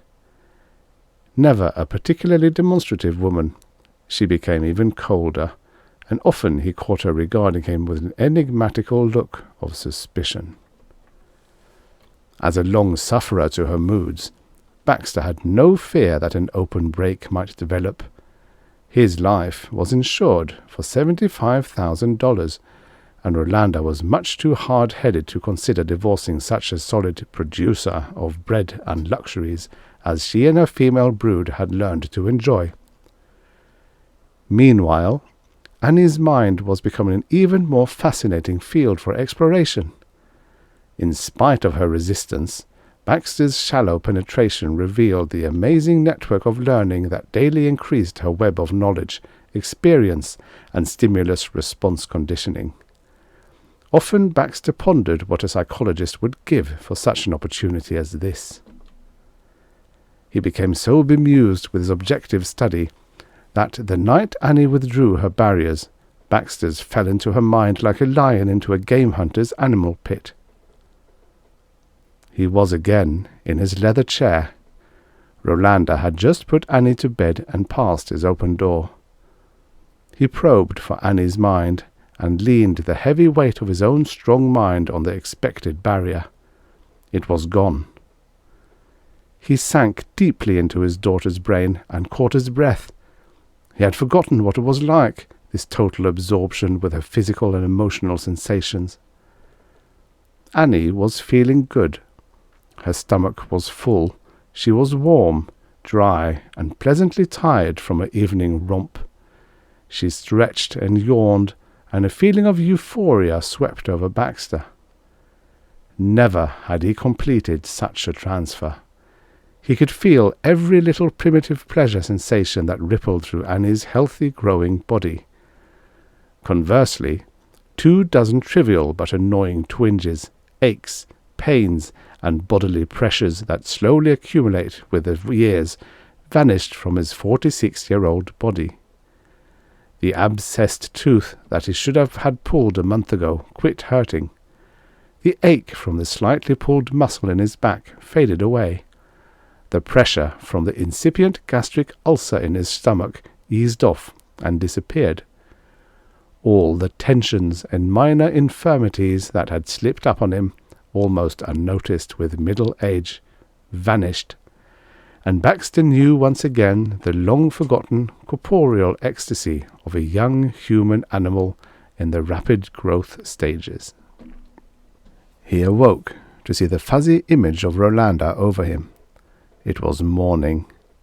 Her face was faintly troubled, but she smiled with a rare warmth when he cooed at her. She caught him up in her arms, murmuring endearing sounds. Snuggled to her breast, he felt the satisfaction of a great subconscious yearning as the scented woman smell pervaded his nostrils, and her strong, warm arms cuddled him tightly. There was the unpleasant business of a diaper change, during which he became sharply aware of hunger. He yelled lustily for food, and soon he was sucking hungrily on a deliciously flexible rubber nipple that yielded an ambrosia of warm sweetness. A jumble of clear, high voices chirped familiarly in his ears, but he paid no attention to the words as such. His bath was delightful, although he sneezed violently at the talcum dust afterward. Now the voices were silent, except Rolanda's occasional soft words to him. Again he enjoyed his liquid meal, and slipped into delicious slumber with the shades drawn. Voices awakened him. A man's voice mingled with his wife's. "In here, Doctor. We managed to carry him to bed, but he hasn't awakened yet." Baxter heard the words with mild interest, but no comprehension. The man's voice came through the wall of the nursery from the next bedroom, a low rumble of pleasant sound. "No sign of physical impairment. Resembles a catatonic trance. Strange. Heartbeat is rapid, light, respiration too, like a baby's. We'd better take him down to the hospital." "Is it that serious?" "Will be if he continues unconscious. He'll starve." "I'll call the ambulance." Baxter fell asleep again. The chirping voices returned that afternoon, but there was a subdued air about them. For a few days the routine continued. Eating, sleeping, eating, bathing, sleeping, eating. A wondrous kaleidoscopic fairyland of enjoyable sensations. The subdued air disappeared, and the voices chirped loudly and happily around him again. All was pleasant, comfortable, secure. Then one morning his heart beat heavily, awakening him from his nap. His eyelids tore open to a weird sight. Several strange men and women stood around him. They were dressed in white, and he was in a hospital bed. As he traced a rubber tube from its stand-hung bottle done to his arm, a rush of unpleasant sensations, twinges, pains, stiffnesses swarmed back into him. Reluctantly, he heard the doctor speak, and he tried to pay no attention. "The adrenaline did it. He's coming around, I think. No, damn it, he's closing his eyes again. Doesn't seem interested. I thought for a minute." Baxter clenched his eyes tightly and tried to ignore the burning emptiness of his emaciated stomach, the harsh roughness of the hospital sheets against his weak bedsore calves. The drug was fire in his veins, and his heart threatened to jump out of his breast. "Annie, where are you?" A soft, non-verbal little response touched his racked brain, inviting him to return. He concentrated, blocking out the muttering voices around him. Can't keep a man his size alive indefinitely with intravenous. Better phone Mrs. Baxter. Call a priest, too. He made it. He was back in the crib. Rolanda was pulling up the nursery shades, terminating his nap. The phone was ringing. "Be right back, sweetheart," Rolanda said.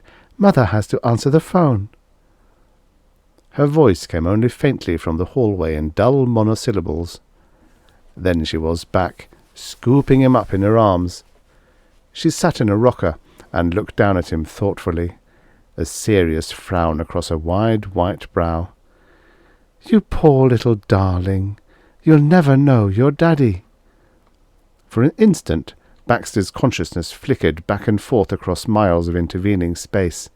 A cold panic clutched his heart. He heard a sharp sob escape from Annie's lips, then Rolanda was rocking him and comforting him. "Don't you worry, sweetheart. It's all right. We'll get along. Daddy's insured. And there's his service pension. We'll get along just fine." An intuitive flash of horror chilled Baxter. He struggled to escape to his own brain, his own dying body, but now the barrier was up again. Not impalpable, but tough and impenetrable. The more he struggled, the weaker he became. Sensations from the nursery began to fade, the light grew dimmer, and Rolanda's face became hazy. Frantically, he tried to withdraw from Annie's mind, but he was mouse-trapped. Was this Annie's doing?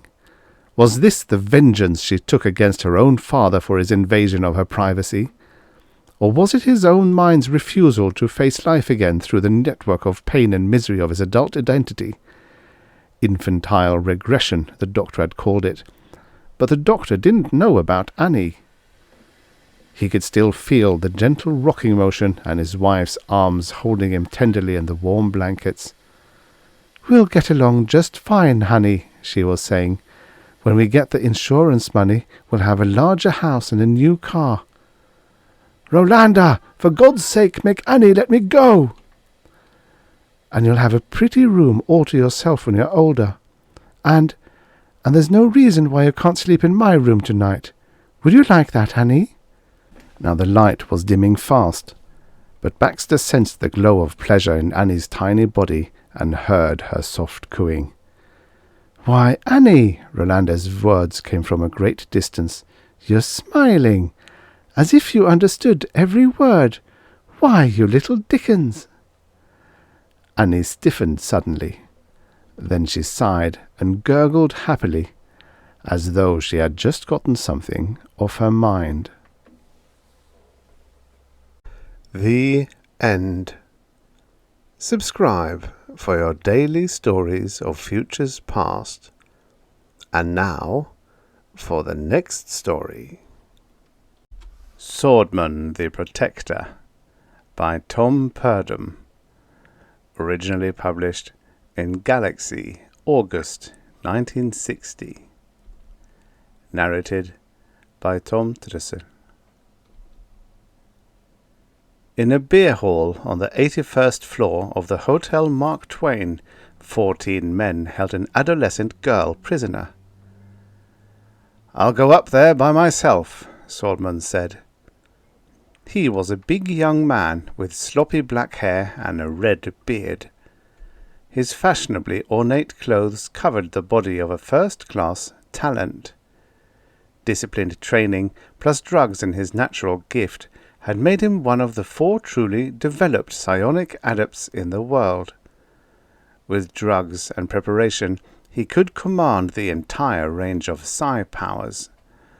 Without drugs, He could sense the emotions and sometimes the general thought patterns of the people near him. "We'd better go with you," Lee Shawn said. "There's an awful lot of fear up there. They'll kill you as soon as they learn you're a talent." She was a lean, handsome woman in her early 40s. A lawyer-politician, she was the Guggenheim Foundation's lobbyist. For years she had fought against laws to outlaw the development of talent. "Thanks, Mama, but I think I'd better go alone." Sordman, though he didn't tell her, knew that symbolically Lee saw him as the tree and herself as the rain and the earth. "Go ahead and laugh," George Aaron said, "but you'll need big medicine to fight that fear. Lee's symbolic place in your psyche is important." "I've thought it over," Sordman said. "I'll depend on God and nothing else." He felt George's mind squirm. As a psychologist, George accepted Sordman's Zen Christian faith because Sordman needed it to control the powers of his talent. But George himself was a confirmed skeptic. The men up there were scared. Sordman knew he would die if he lost control. But Lee and George were scared too. Even now, standing in the park in early morning, their fear battered at his mind. He thought about swimming in the ocean. He made his skin remember salted wind. The real Atlantic, a mile away, helped the illusion. It was the right symbol. He felt his friend's calm. "Let him go," George said. "He's manipulating us," Lee said. "I know, but let him go." Sordman laughed. Lee bent and tore a clump of grass from the earth. "Take this, Andy." "Thank you." It was wet with dew. He held it to his nose and smelled the dirt and grass. Two things kept him from destruction by his own talent. He loved the physical world, and he believed in God. "I'll call you if I need you," he said. "Be careful," George said. "Many people need you." "You've got status," Lee said. "Use it. You're dealing with the kind of people it impresses." The hotel stood 300 stories tall, surrounded by a 5-mile square park connected to the major coastal cities by high-speed vacuum tubes. The building was a small town. 85,000 people lived within its walls. Sordman rode an empty elevator. Through the glass sides he studied the deserted halls and shops. They were frightened here. Murder had been done. A talent had destroyed 2 men. Lord, protect us from the malice of a witch. The 81st was a commercial floor. He got off the Vater and walked down the main corridor. A man watched him through the door of a bar.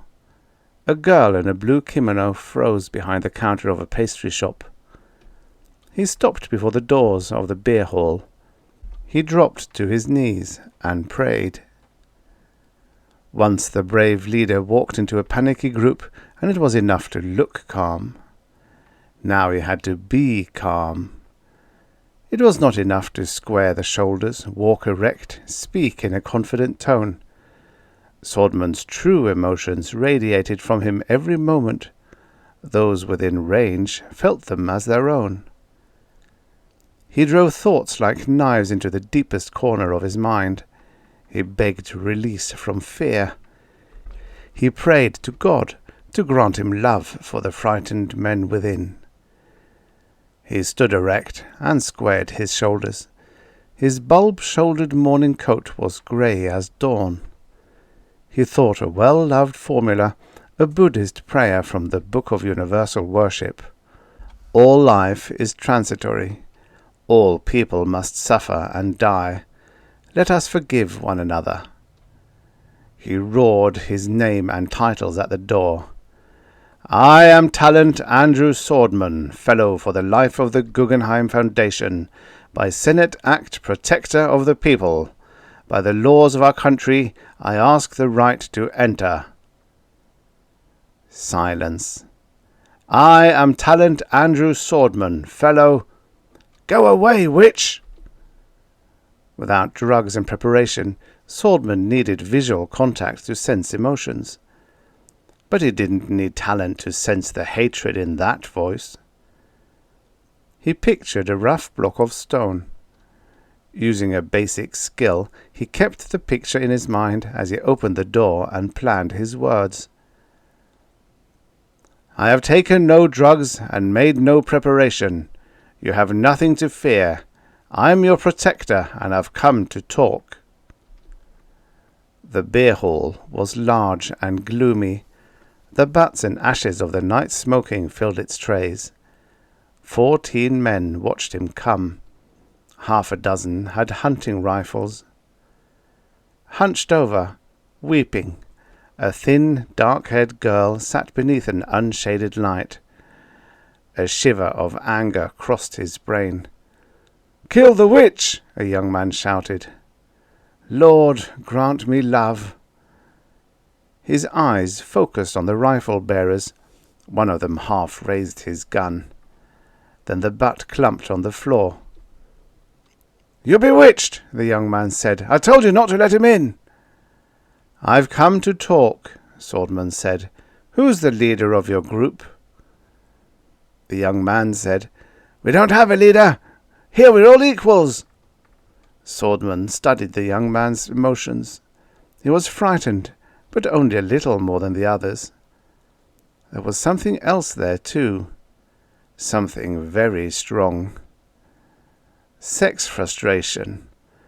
The young man had an athletic body and a handsome chiseled face. On his yellow vest he wore the emblem of a second-class technician. But even a young man with adequate finances could be frustrated. Keeping the stone in his mind, he undressed a certain actress. He loved women and engaged in sex with lusty, triumphant joy. To him it was a celebration of the sacred mystery of life. He hoped some of this emotion reached its target. He started talking without asking for a parley. 2 men died yesterday.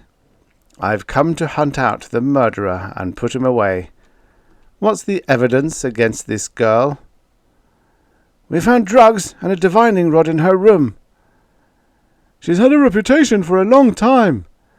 "The school kids say she's a daydreamer." Sordman understood their fear. Psi was a new and dangerous force. Its use demanded moral and intellectual discipline. Only a rare and carefully developed personality could encounter the anger, hostility, and fear in other minds and still retain compassion and reasonable respect for human beings. An undisciplined person panicked and went into a mental state approaching paranoia. Sordman fought panic every day.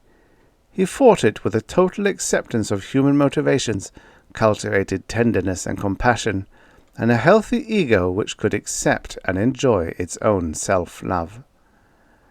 Those things, Sordman would have said, and also the necessary grace of God. But the most undisciplined personality could practice Psi destructively. Hostile minds roamed the world. Death could strike you in a clear field beneath an open sky while your murderer lay home in his bed. No wonder they dragged a girl from her parents and bullied her till dawn. They talked. Sordman picked his way through 14 minds. As always, he found what he wanted. A fat, red-headed man sat a little apart from the group. He radiated a special kind of concern. He was concerned for the girl and for his own children. He believed the actions of the night had been necessary, but he felt the girl's pain, and he wasn't sure he was doing the right thing. Above all, he was a man who wanted to do the right thing. The really right thing. "You all have children," Sordman said. Would you like to see them dragged out at night and treated the way you treated this girl?" "We've got to protect ourselves," the young man said. "Let him talk," the fat man growled. He stared at the thick hands he spread on the table. "The girl has said all night she's innocent. Maybe she is. Maybe the Protector can do what we haven't done and find the real killer." "I'm a master talent," Sordman said. "If the killer is in the hotel, I can track him down before midnight. Will you give me that long?" "How do we know you'll bring in the right man?" "If he's the right man, he'll make it plain enough." "You'll make him confess," the young man said. "You'll manipulate him like a puppet." "What good will that do?" Sordman said. "Do you think I could control a man all the time he's in prison and on trial? If I use my talent more than a few hours, I collapse." "Can we hold the girl here?" asked the red-headed fat man. "Feed her and treat her right," Sordman said. "What's your name?" "John Dyer. My friends were about to use their belts on her." A rifleman shuffled uneasily. "It's the only way. Mind killers use their talent to tie their tongues and confuse us. Only pain can break their control." "That's a fairy tale," Sordman said. "Without drugs, a talent is helpless." "We've got the girl," John Dyer said. "She can't hurt us while we're waiting." "He can!" the young man screamed. "Are you a plain fool? He can go outside and kill us all." Sordman laughed. "Sure I could. And tomorrow I'd have to fight off an army. That I couldn't do if I was fool enough to try. You're frightened, boy. Use your head." "You are excited, Leonard," said an armed man. He wore a blue morning coat with manager's stars and the emblem of a transportation company. "We can wait a day. If we've got the killer, then we're safe. If we don't, then we've failed, and the Protector should try." "I'm not frightened. I just don't like talent." Most of the men frowned. They didn't share the prejudice. A few nodded and mumbled and shot dark glances at Sordman. He let them talk. He stood there and thought apple pies and the brotherhood of man and the time he and his second wife spent 3 days in bed and the big block of stone. He was a high-powered transmitter broadcasting joy, goodwill toward men, and tranquility. In the end they listened to Dyer. "But don't think you'll get a minute past midnight," said the young man. "Technician, your Protector will remember." Clark Espinito had been a hard, quick little man in his early 50s. On the day of his death, the hotel newspaper had published his picture and announced his promotion to Director of Vocational Testing for the entire Atlantic region. He had lived with his wife and his 19-year-old son, and his wife had been a lifetime wife. Espinito had been a Catholic, and that faith still called short-term marriages a mortal sin. For a moment Sordman wondered what it would be like to know only one woman your entire life. He loved the infinite variety of God's creation and wanted to sample as much of it as he could. "My Lady Widow, our apologies," Lee bowed, hands before her chest, and Sordman and George Aaron bowed with her. "We intrude on you," Lee said, "only because we have to find the real killer. Other people may be in danger." The widow Espinito bowed in return. "I understand, Politician Sean." Even with her face scarred by tears, she looked lovely.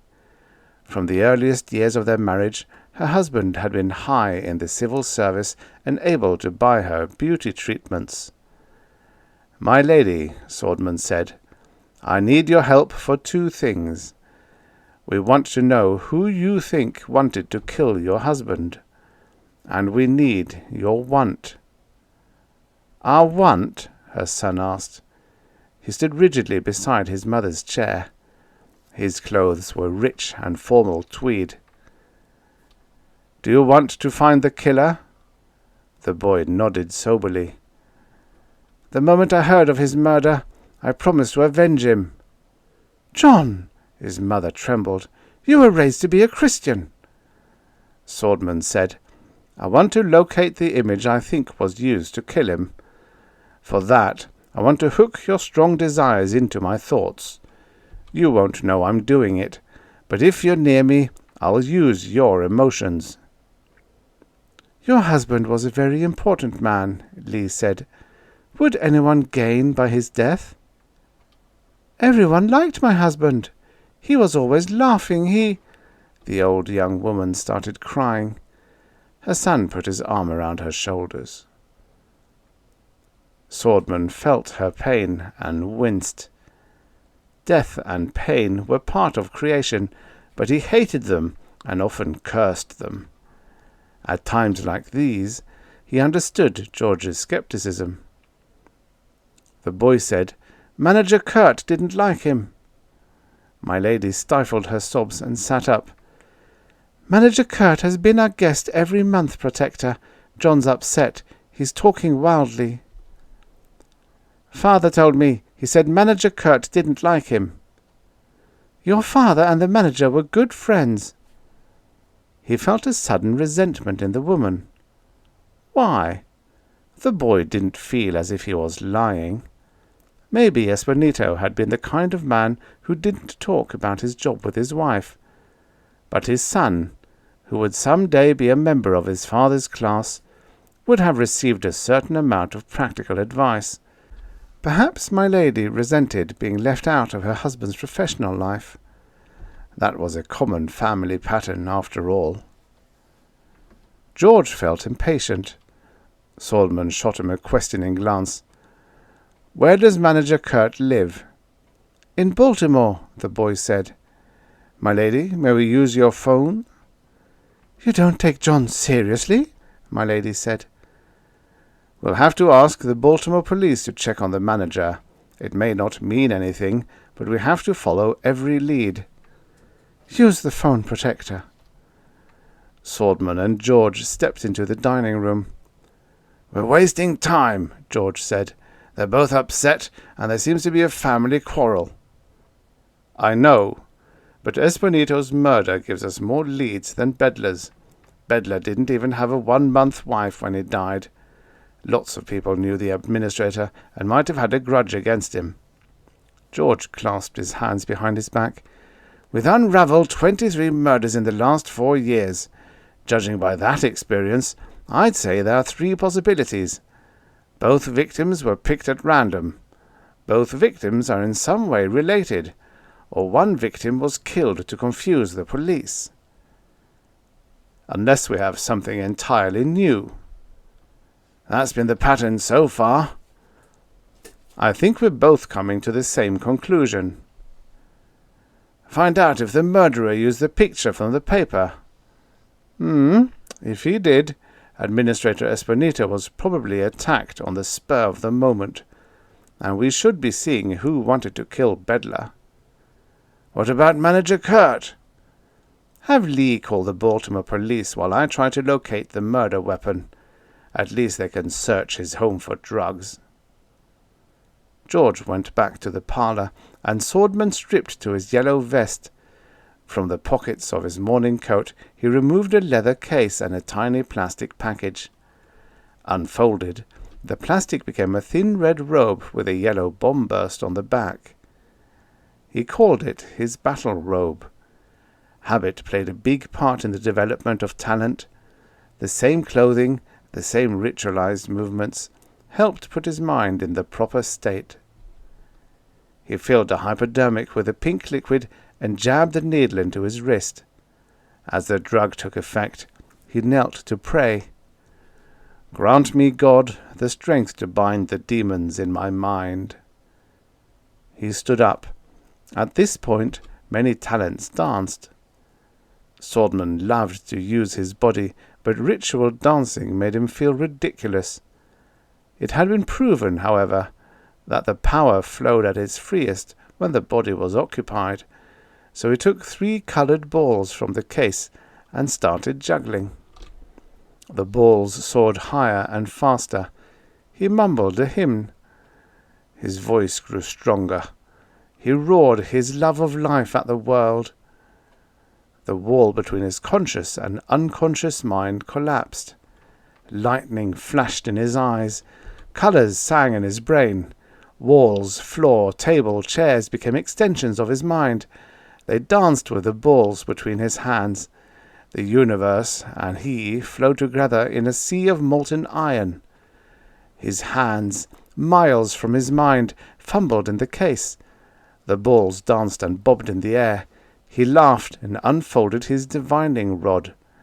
The furniture bounced. My Lady Espinito screamed. All creation is a flow. Danced, you parts of me, you living things, you atoms of my dust. He had torn Espinito's photo from a newspaper. Now he let the coloured balls drop and stuck the picture on the end of the rod. This and that are one in kind. Servant rod, find me that. He stretched out the rod and turned on his heels. He sang and blanked his mind and listened to the tremors in his hands. Stop. Back right. Now the left. Too far. Down. Correct left. Here. He pressed a button on the rod. A tripod sprang out. A pair of sights flipped up. Carefully he sighted down the rod, out through the window wall beside the table, to a grove of trees in the park. Creation roaring in his open head, divining rod in hand, he stormed out the door and down the hall. Lee and George hurried after him. The presence of their well-known minds pleased him. There was George's unexpressed belief that he had mastered and guided the power he feared. There was Lee's worry for him and her keen awareness of human realities. And there, too, were self-discipline, intelligence, affection, and a richness of experience and thought he expected to draw on for another 40 years. And filling the world, pounding on the walls of existence, the power. His power. He, the master of the world.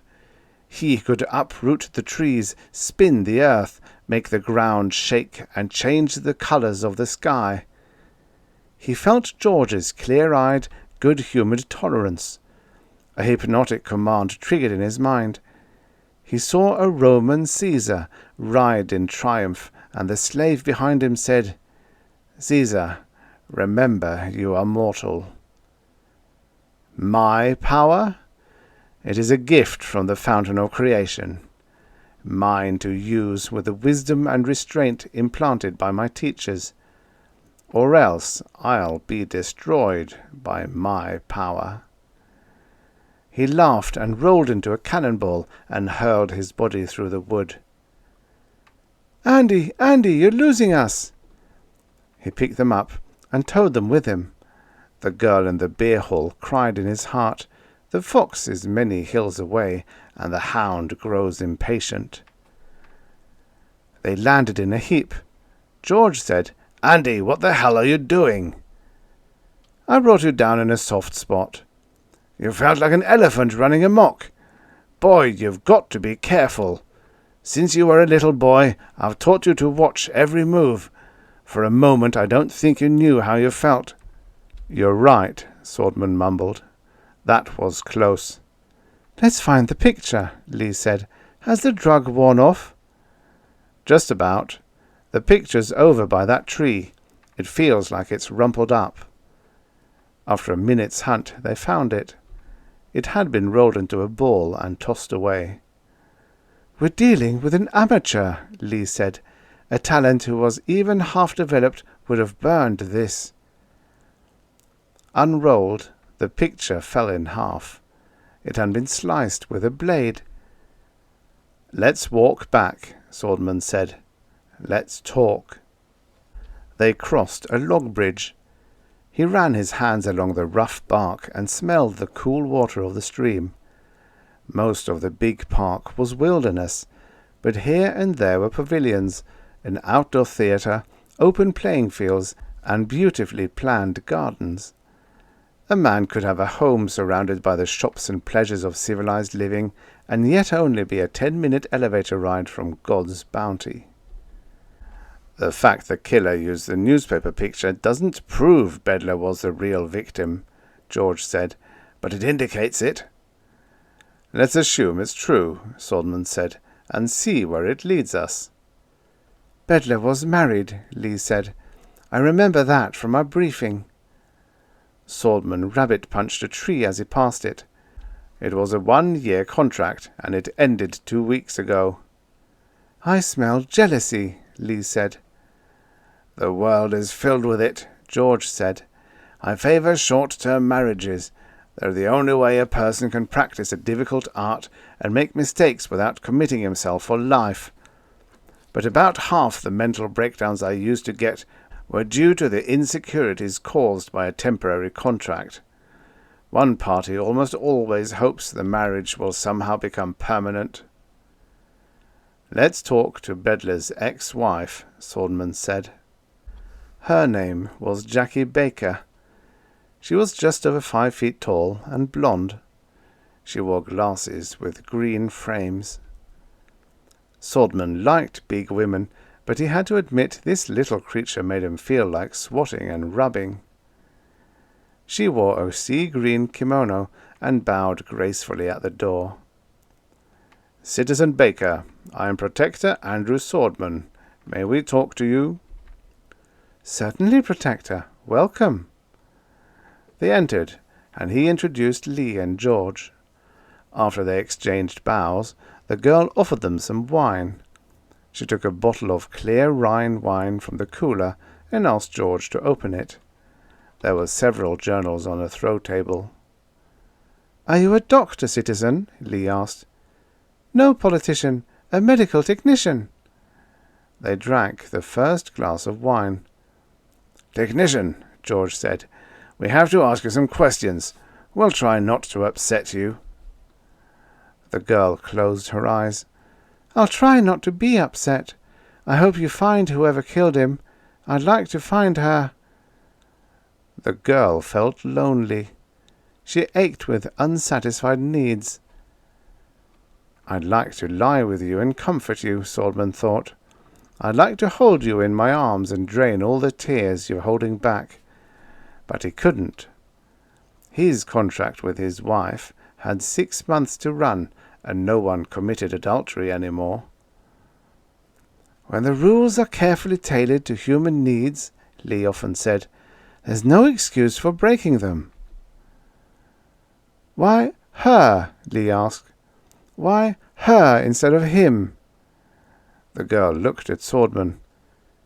Can't you just probe my mind? Do I have to answer questions? I'm afraid so, Sordman said. My talent has its limits. I can't deep probe everybody's mind any more than a baseball pitcher can pitch all day. Lee said, even if he could, our warrants say we can't probe more than 4 suspects. Now can you tell us why you think the killer is a woman? George asked. The girl held out her glass, and George refilled it. Because he was the kind of man who made you want to kill him. He was understanding and loving. He made me feel like a princess all the time I lived with him. But he can't keep to one girl. She gulped down the whole glass. He told me so himself. He was so wonderful to live with, I went insane every time he looked at another girl. I knew he was shopping for his next wife. She wiggled in her chair. Is that what you want to know? I'm sorry, Sordman said. Do you know who he was interested in before he died? The girl had big, myopic eyes. Our contract ended 16 days ago. She took a cigarette from inside her kimono. Protector Sordman, could I just talk to you? Certainly, Sordman said. Lee and George went to a coffee house on the next floor down.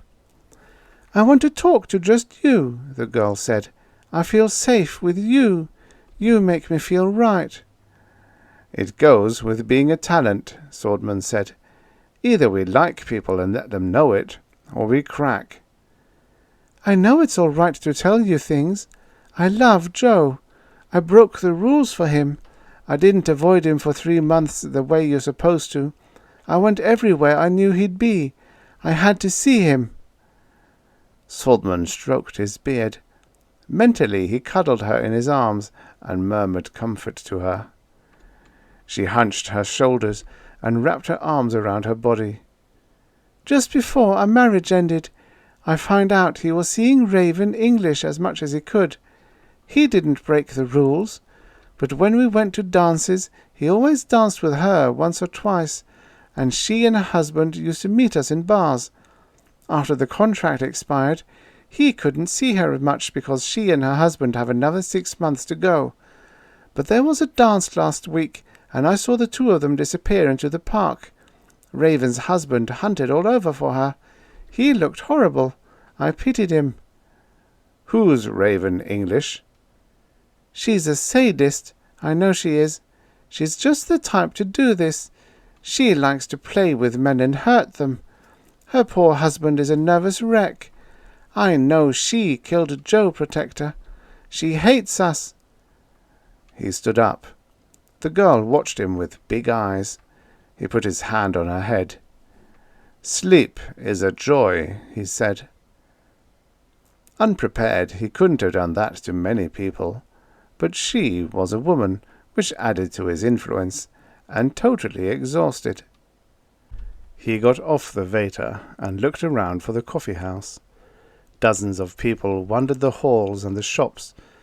As he walked down the hall, some of them looked away or got as far from him as they could.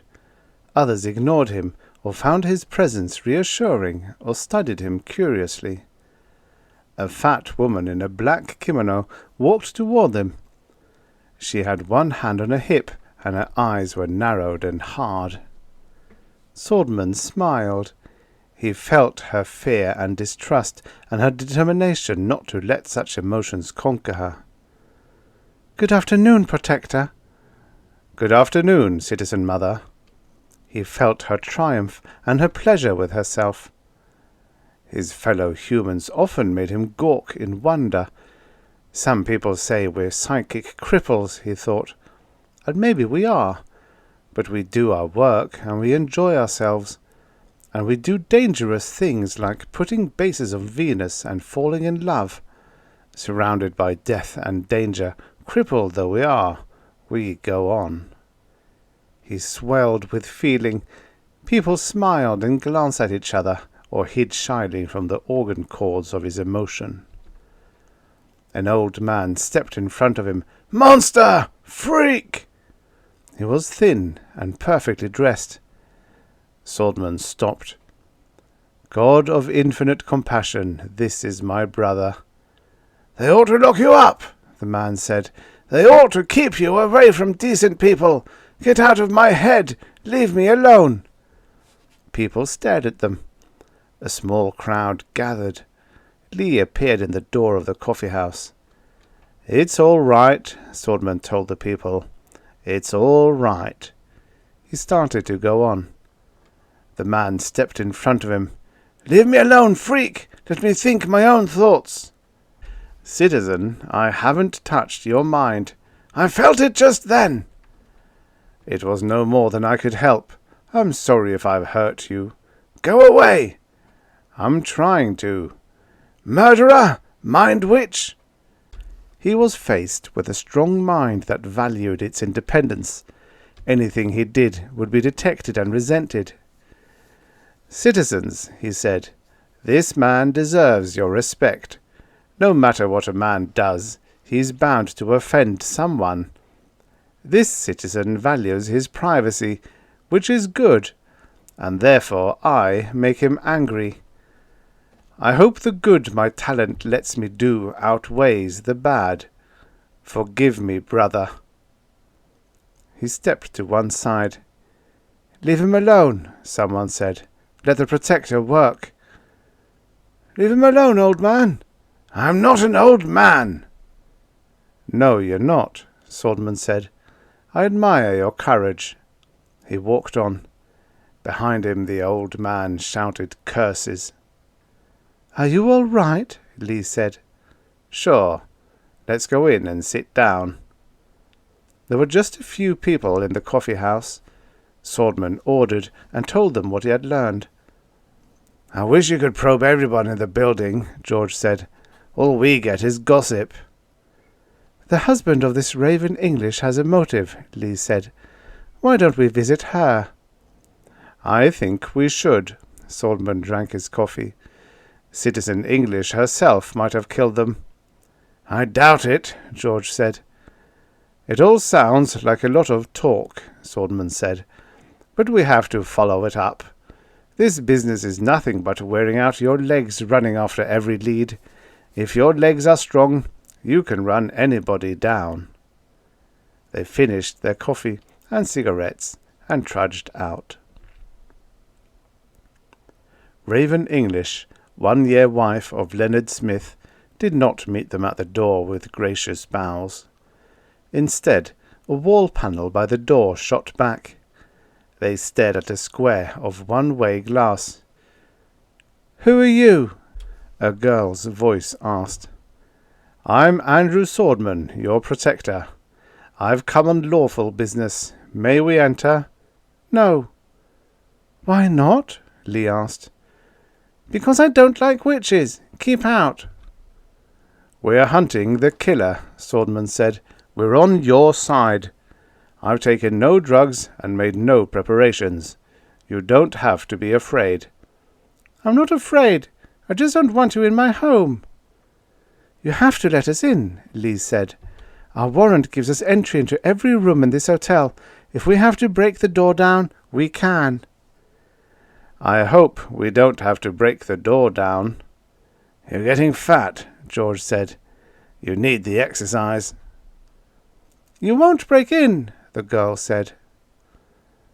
Sordman crossed the hall to get a good start. "I'm about to, my lady." His shoulder filled the doorway behind him. This looks like fun, he thought. He liked to feel his body working. The door opened. A dark-haired, slender girl stood in the doorway. Her skin was brown, and her lips were pink, unpainted flesh. She wore a red kimono.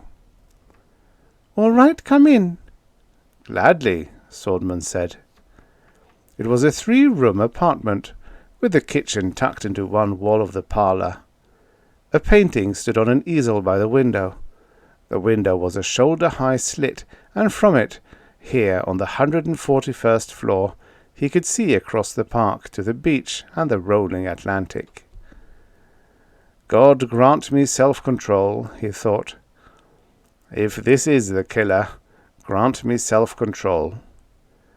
He made his savage thoughts lie down and purred at the world.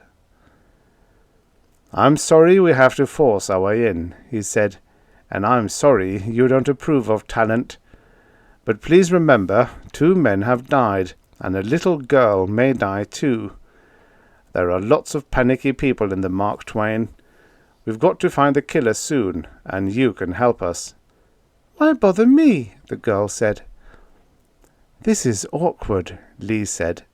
She stood erect, but looked past the girl. She felt embarrassed. "Someone told us you and Bedler were seeing each other." "Oh, quit being prudish," George said. "These things happen all the time." He turned to the girl.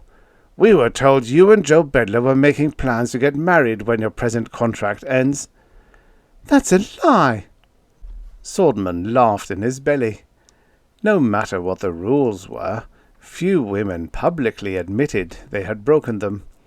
By the standards of the period from 1800 to 1990, the whole marriage system of the 21st century was immoral. But there were still prudes, and women still preserved the conventions. "Who told you that?" Raven English said. She frowned. "Was it that Jackie Baker?" "Why her?" George asked. "Because she's a logical person for you to talk to, and because it's the kind of thing she'd say." "Yes," Sordman said. "She ought to see a psycher, and that's why you came?" "We're not accusing you," Sordman said, but we've got to follow every lead." The girl swore. "Why would I kill Joe? Why are you all suspicious? That's why I hate talents. All you've done is make everyone suspicious. Everybody's afraid of everybody else." "Are you an artist?" Sordman asked. "What? "Are you an artist?"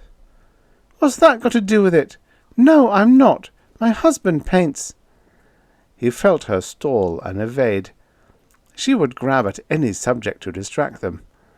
He decided he would let his mind probe at random. "Is he a professional painter?" Lee asked. "No, he's an engineer. They wouldn't let him go to art school. He's trying to teach himself." She shrugged and ogled the ceiling. Her emotions said, "Men are like that." "What does your husband think of talent?" Sordman asked. "Does he share your prejudice?" "Didn't you mean Len?" "Where?" He stroked his beard.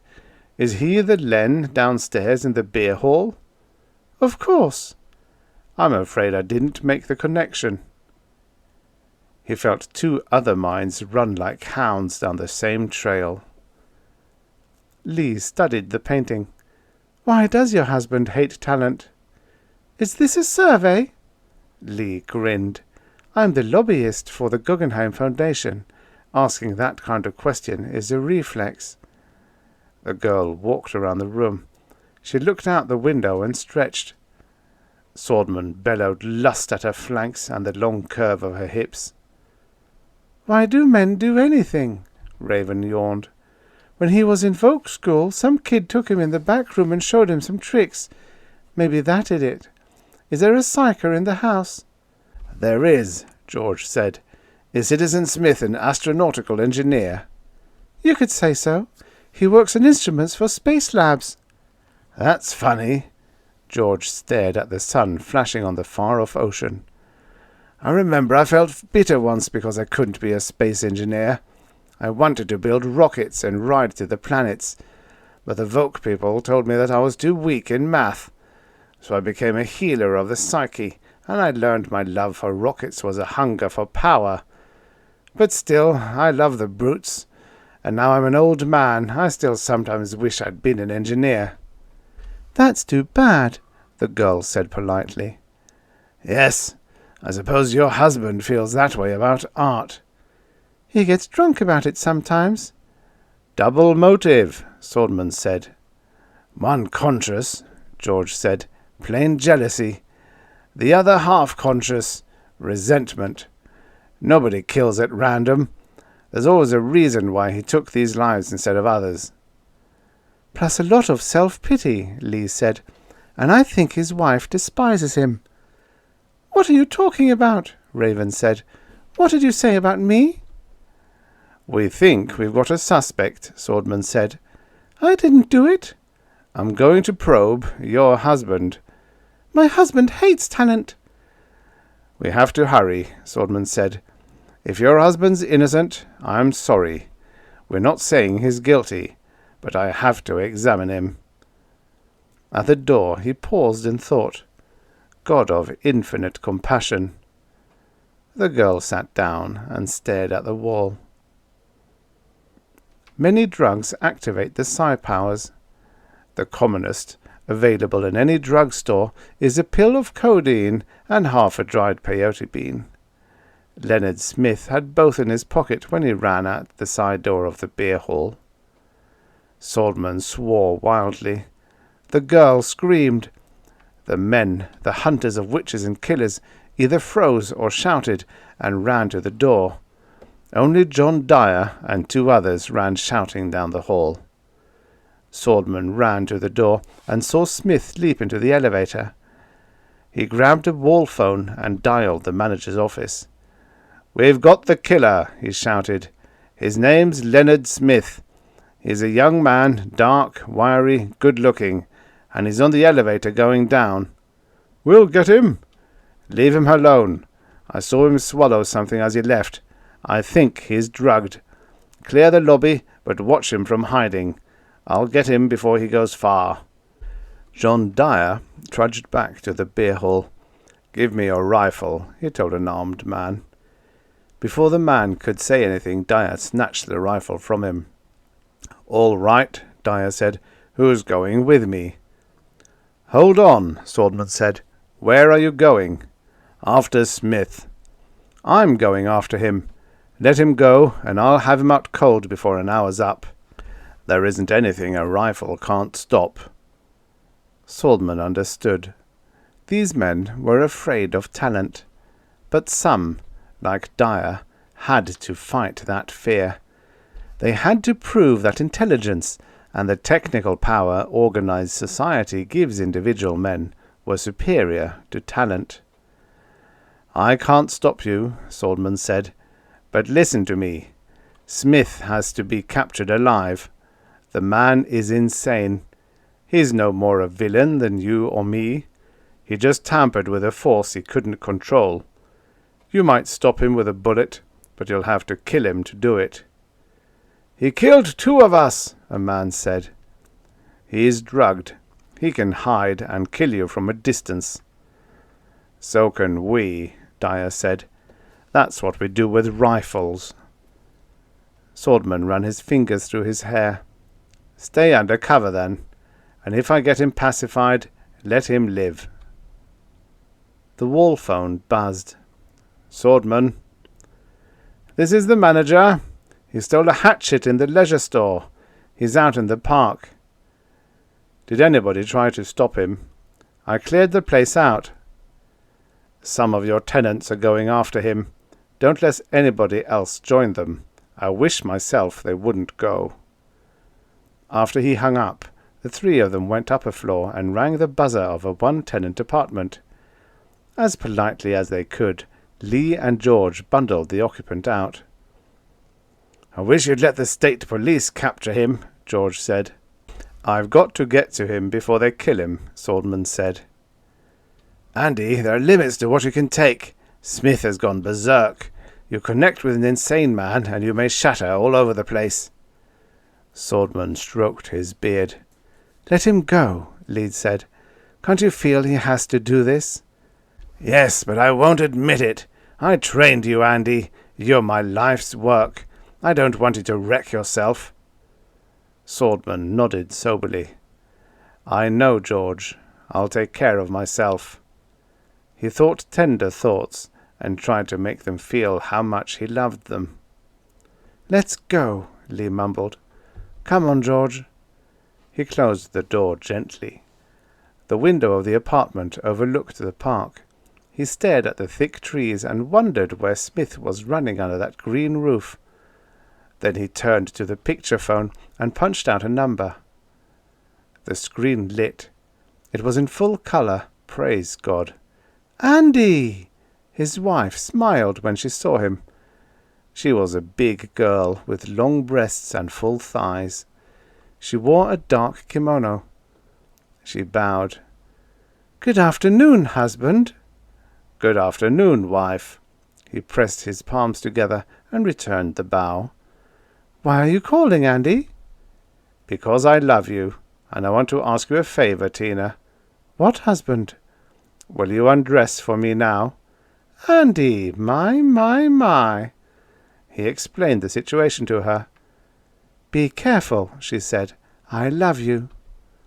"I'll be careful, but I've got to be aware of myself as a physical being. You understand?" She smiled. "May I take my time?" "Not too long." She was an uninhibited girl, and took great pleasure in displaying herself. Her skin was pure white, and her stomach smooth and softly rounded. He could feel the weight of her breasts on his palm. "God is good," he said. "Thank you." His glands flooded his body. His body ached to stroke, squeeze, kiss, penetrate. "You'd better go," he said, "before I break the screen down." She bowed. "Live with God, husband." "Live with God, wife." The screen faded. He put on his robe and jabbed the hypodermic into his wrist. Then he knelt to pray. He did not pray for power. Intelligence and hard work could give him that. He prayed for mercy, compassion, recognition of his own flawed nature. He prayed for courage and the end of fear. The balls danced between his hands. He sang the song of praise, the love song to the world. Gloria Mundi. Glory in the world, glory in the flesh, glory in the flow of life. Creation is a flow, and man a bubble bouncing on the flow. Bubble that will burst, but bubble that is. Bubble that feels, strives, blends with other bubbles. Bubble that can fill creation. He roared at the walls of existence. His mind yawned and stretched and came awake. He prowled across the woods and park. Gigantic, he gazed at the mortals who stumbled through the shaded tunnels of the world. These are such as me. These share my doomed existence. And that one, the one lying in the brush with an axe, that one, preparing to kill, clawing since he was a baby at a world that torments him, that also is me. Smith rose to his knees and swung the axe. John Dyer crumpled with a severed spine. The axe swung twice, and 2 men fell. The hunters dropped to their bellies. Rifles cracked. Bullets sang in the grass. Now they knew they had to kill Smith or die. Now they felt no mercy. Sordman hovered over them. What he feels, I will feel. His hate will be my hate, his anger mine. His hate must be absorbed in great compassion, in tenderness and rationality, or I will be destroyed with him. In the room the balls spun and whirled. He lay prostrate on the floor, the yellow bomb burst on his back. He was afraid. His weakness was naked. He had always known he would some day meet a personality he could not forgive. When that day came, he would shatter and flee, like Smith, to any refuge he could make. "Show your heads! Show your heads, and I'll kill you!" A bullet smashed into Smith's leg. He screamed and flailed the axe.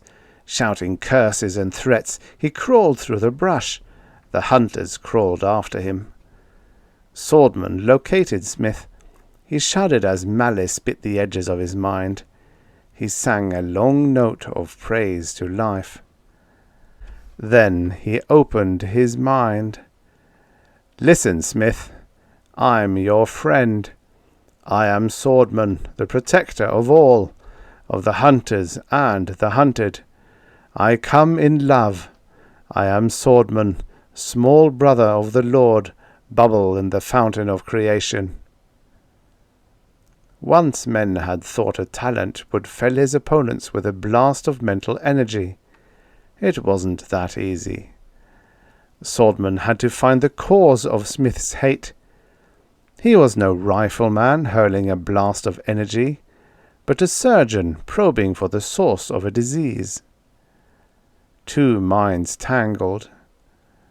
Sordman bore the light of himself into darkness. "I'll kill you too! Get out of me! Get out!" Snarl, growl, slash. 2 minds linked as one. Sordman fighting Sordman. Smith fighting Smith. Ah! He doubled up on the floor and hugged his knees. The protector wept and sobbed. Hate! How he hated hate! How he wanted to kill the haters! They clawed his brain. They tortured every moment, and yet he had to love them. Love them! God grant your servant strength. Be merciful. He had lost his contact, but he had to go back. Weak man or not, he had to return, or Smith would die. "I'll kill them all!" He saw the hunters creeping after him. He felt his body's dirty sweat and the blood draining on his leg. "Run," said his belly. A hunter fired. He saw a blue morning coat in the bush and felt the gun pointed at his head. "Kill!" The axe swung back in his hand. He remembered the swift stroke, the hard resistance of the spine, the joy of having struck and won. I never got to win. They always held me back. My hands wouldn't paint what I told them. My mind wouldn't reach where I wanted to go. When I loved Raven, she didn't let me out. She denied me. She made me hold my feelings back. But now I strike. Now I swing an unfettered arm. Sordman knew what he was joined with now.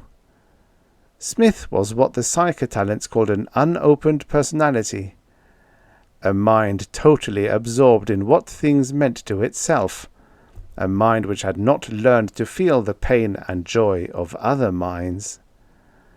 Smith's arm had stretched all the way back. He had to act now, or someone else would die. He was Sordman the Protector, one of the 4 best talents in the world, and his powers were running like a river at flood. All he had to do was make the right move. He linked Smith's mind with the mind of the rifleman. The man in the blue morning coat was 43 years old. He worked in New York City, the assistant manager of a transportation line's local office. His second wife had grown pregnant by accident, which under law meant they were automatically married for life. They had been married for 15 years and still didn't know each other.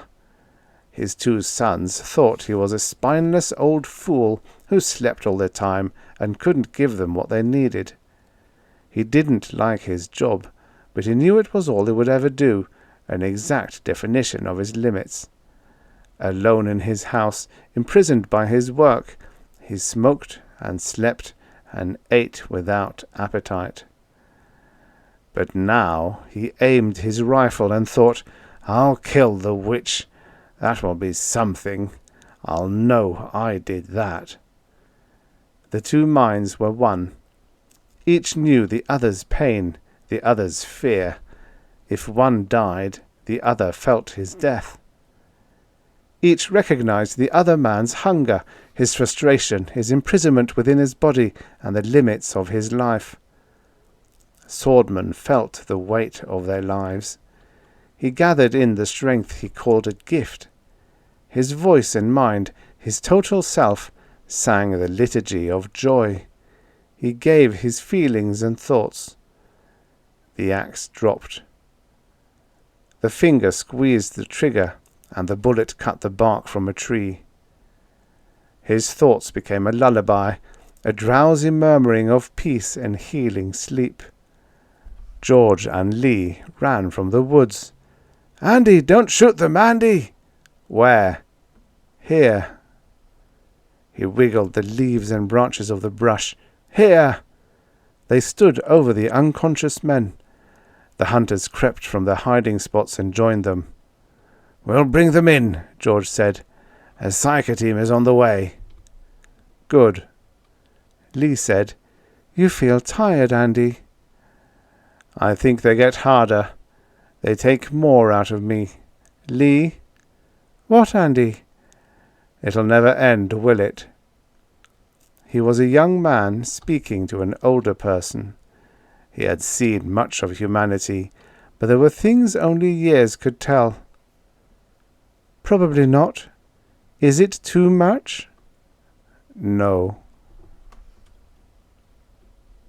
The End. Subscribe for your daily stories of futures past. And now, for the next story. The Untouchable Adolescents by Harlan Ellison, writing as Ellis Hart. Originally published in Super Science Fiction, February 1957. Narrated by Tom Trussel. The planet Diamore hung round and gaudy in the viewplates, as colourfully unchanging as it had been every day for the 2 weeks since the Wallower had plopped out of Inverspace near it. Captain Luther Shreve started violently as the whine of the stress potential banks died away. They had been a constant noisemaker during the past 2 weeks. Their continual dull rhythm had come to seem companionable. Now the keening discordancy was ended, and he knew that they had finished estimating the planet in the plates. He sat very still, staring at the energy dials building their reserves back up. The banks had used much extra power. He sat very still, waiting for them to bring him the plates. He didn't want to see them. He was a full captain in the merchant arm of the commercial navy, and he found the tough outer shell of himself that had formed during 30 years in that service suddenly disintegrating. He was afraid of what those plates would say. The tube glowed behind him, and Teller, slightly overweight, slightly florid, slightly balding, and a brilliant psych officer, stepped off the plate into the control room. Teller slumped onto the co-pilot's couch, extended the sheaf of plate readings. Luther Shreve tipped his cap back on his head with a practised thumb and shuffled the plates in silence. From time to time his pink tongue washed across his lips. Finally he sighed and rubbed weary fingers across the bridge of his nose. He closed his eyes and slowly sank back against the cushions. With eyes still closed, he voiced the final possibility. Any room for error? He had tried to keep the tenseness from his voice, but it somehow doubled in the faintly resonating confines of the control room. Teller shook his head. They tell me no, Luther. I ran the plates up for them, mainly because they were all afraid to be here when you saw the sad news. You terrorized those poor backroom boys, Luther. Teller looked across, saw the odd set to Shreve's face, and realized his jibes were annoying the other. He swung his short legs over the side of the couch with a thump, clasped his hands in his lap, as though about to recite. They have somewhere less than 5 months. Then the big push comes. The eruptions will wipe out 9/10 of the centers of community. He leaned across and pulled one sheet from the stack Shreve held. Here is a position map. He indicated with quick, short jabs of his finger where the first earthquakes would hit, and followed blue lines to their terminuses. He extended his hands, palms upward, in a movement of futility and sadness. Shreve sat forward sharply. He swept the cap from his head with one hand, ran the other through stringy brown hair. He pursed his lips, muttered, "We've got to do something. It's more than just business potential ruined. There are people down there, Carl, millions of them. We can't let them die." "True," Teller stated simply, looking at his clasped hands. "But," he added, "what about the itinerary? They'll scream bloody blazes back there if you break schedule." He cocked a thumb toward the rear of the ship, toward Earth. "Carl, I've been pushing one of these cans for merch arm over 30 years. I'll be 31 in August. I've never broken a schedule in my life. But this is something more important than bills of lading and sales curves." His face had tightened, the character lines about his mouth standing forth. "We've got to save them, Carl. We've got to help those people down there." Teller exhaled heavily. "All right, Luther. It's your choice. But you'd better produce something from those natives down there, or Mercham might get unpleasant." Shreve nodded. His face sagged into weariness momentarily. Then he straightened and depressed the public address stud on the couch arm. His orders were brief and direct. An hour later, ship time, the great wallower fired away with directional rockets and began to fall toward the multicolored sphere of Diamore. High jungle surrounded the ship. Deep red stringers of climbing vine meshed with the purple and green and blue of exotic tree forms. From the edge of the dead path the wallower had burned in settling, the patchwork melange of coloured growth reared and spread. The analyzers were just completing their spore counts when the Diamorai burst from the jungle, thundered onto the charred ground of the clearing. They rode tall on the backs of their mounts, whooping and wailing in a minor key. The outside receivers, which had been left on in various parts of the wallower, rattled tinnily at the noise. Men clasped hands to their ears and hurried to depress studs to shut out the din. Shreve and Teller whirled from their calculations and stared fascinated at the sight in the plates. The Diamori's huge loping animals closely resembled terrestrial giraffes. The beasts were pitch black and ran with a gait beautifully adapted to the jungle. They came on with a liquid sidestepping motion. They neatly leaped the twisted tree trunks, swayed out of the path to avoid a cluster of high-piled blossoms, and trampled to a stop 50 yards in front of the wallower. "Stations!" Shreve yelled into the PA mic. He turned back to the viewplate, staring at the black beasts. There were 12 of them, each with a depression in its back in which a Diamori sat, clutching the flanks of the thin black animal with his knees.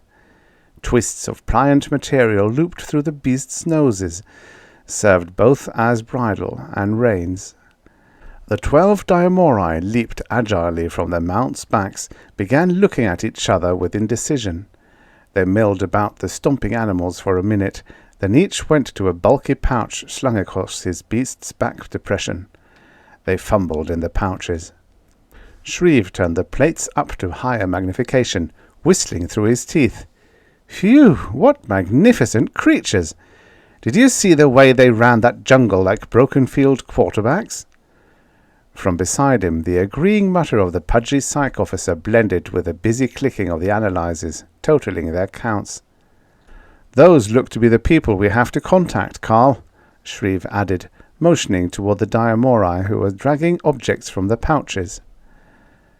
"A young people," Teller mused, his face flushed. "A young and a virile people. Shouldn't have any trouble getting through to them." He turned a plate knob to sharper register. The Diamori had advanced on the ship. They were almost humanoid.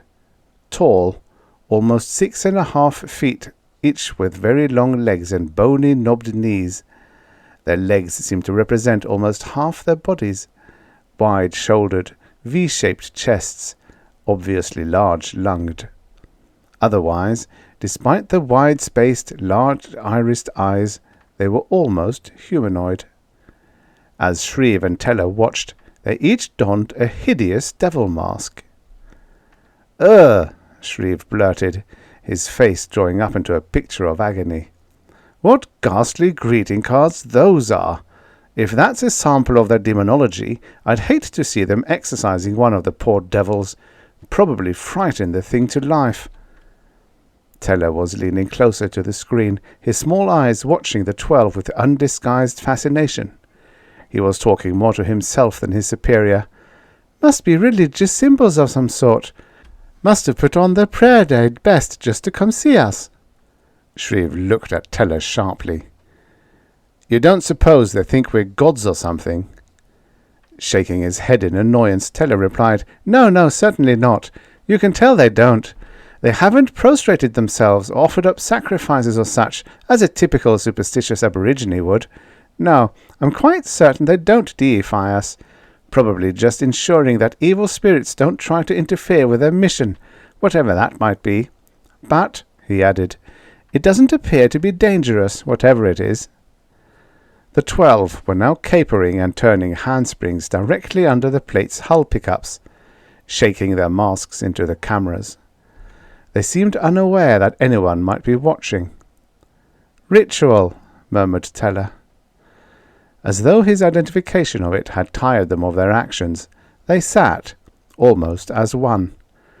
Cross-legged, arms akimbo, expressions stolidly hidden by the grotesque shapes of their devil masks, they waited. Again, almost to the second, they removed their hands from their hips and folded them across their massive chests. Shreve looked at the tight semicircle of aliens, then at Teller.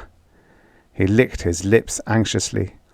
It was apparent he was happier, now that he had landed, and felt he could help the Diamori. "Well, what shall we do, Carl? This is more in your line. Should we go out and talk to them, or bring them inside? Do you think they're aware of the coming eruptions?" The questions had come out on top of one another with an almost childlike anxiety. It was odd to hear such a tone from the otherwise stolid Shreve. Teller looked up in surprise. He smiled slowly. The psych officer flipped his plate off, turned, crossing his arms as the aliens had done, and sat on the dead console. "I don't think they know what's happening down there, Luther. At least," he amended, "they didn't appear to be preparing for evacuation in the threatened areas when we went over them. So I rather suspect they're waiting for us to come out and chat." He shrugged his shoulders, staring at Shreve. "And that, my captain, is it." Shreve looked back at the aliens in his plate.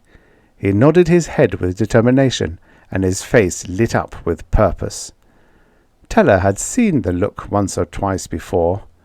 Never on routine commercial ventures, however. He had labelled it missionary zeal.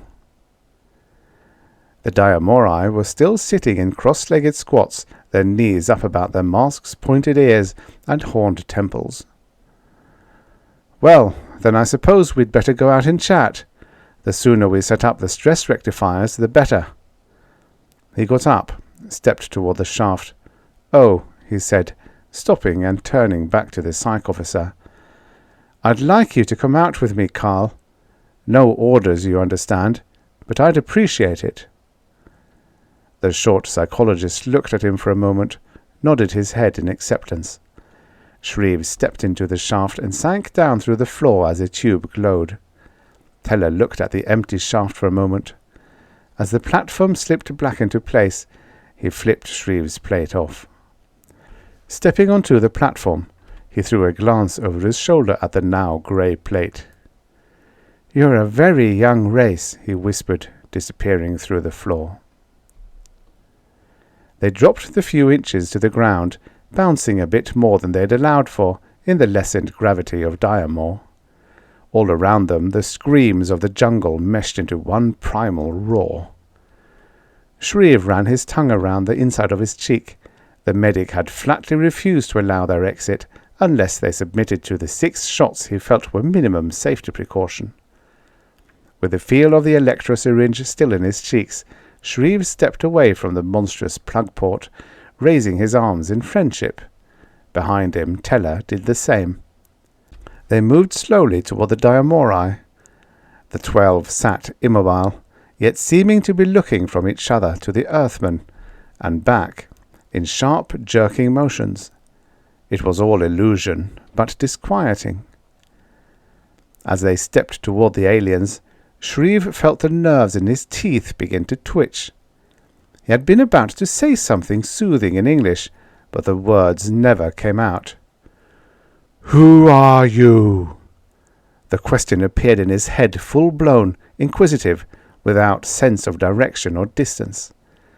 He knew immediately from where it had come, of course, yet he could not quite believe it. Shreve stopped dead, the pain in his jaws mounting. He glanced quickly at Teller. The shorter man was clutching his jaws with both hands, biting his lower lip and rocking back and forth, eyes half closed. "Carl," Shreve's tongue stumbled over the words in his pain. My God, Carl, they're telepathic." They stood rooted in their tracks, staring at the 12 impassive aliens in their grotesque masks. Teller stared in open fascination, still clutching his head. "The first," he murmured in awe.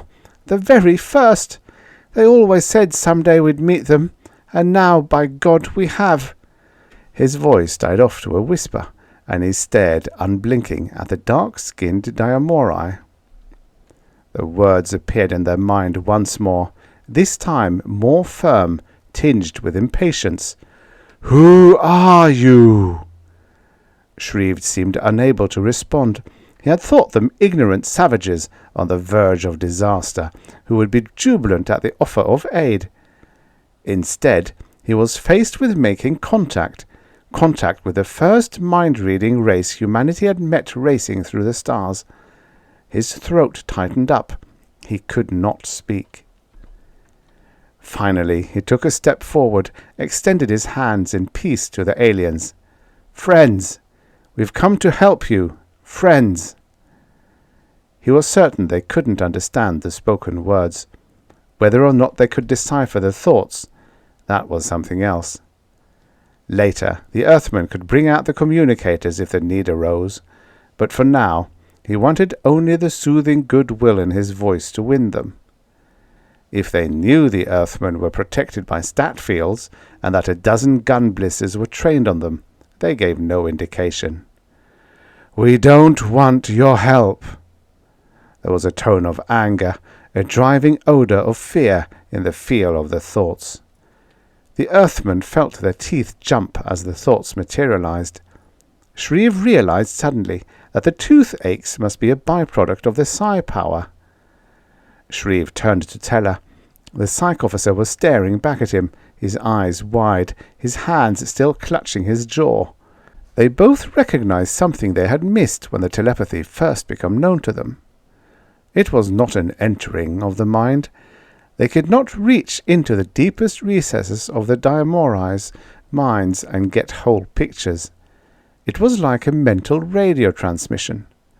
They could send and receive, with inflection and depth, but they had to do it in darkness. Teller said nothing, but he stepped closer to the aliens. Shreve could tell he was thinking at them, but what he was thinking was impossible to guess. If the aliens understood, they gave no indication. The transmission did not work between the Earthmen, obviously. When Teller had fallen back, Shreve asked, "What did you say?"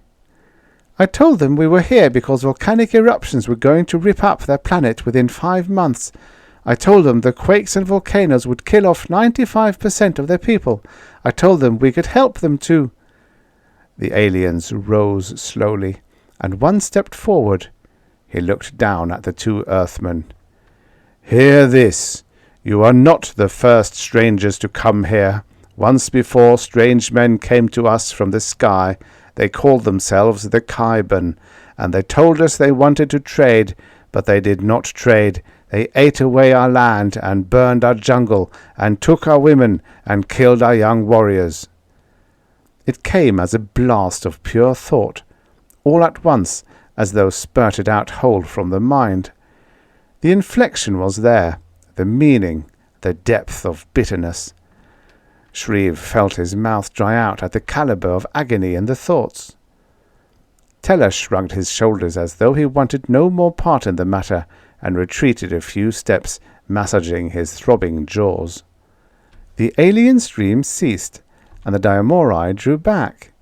He seemed to rise up on his toes, as though he wanted to strike the Earthman, but was restraining himself through the movement. Shreve felt a desperation mounting in him. He had to save these people, had to make them realize their danger. "But you can read our minds. You can see we're telling you the truth," he argued. He found his stomach muscles had tightened, hands had clenched. The alien thought reverberated in his head. "What makes you think you cannot lie with telepathy?" Then the thoughts flowed again, this time cold, dispassionate, merely information. "We have been, as you think, burned once, and we do not wish to be burned again.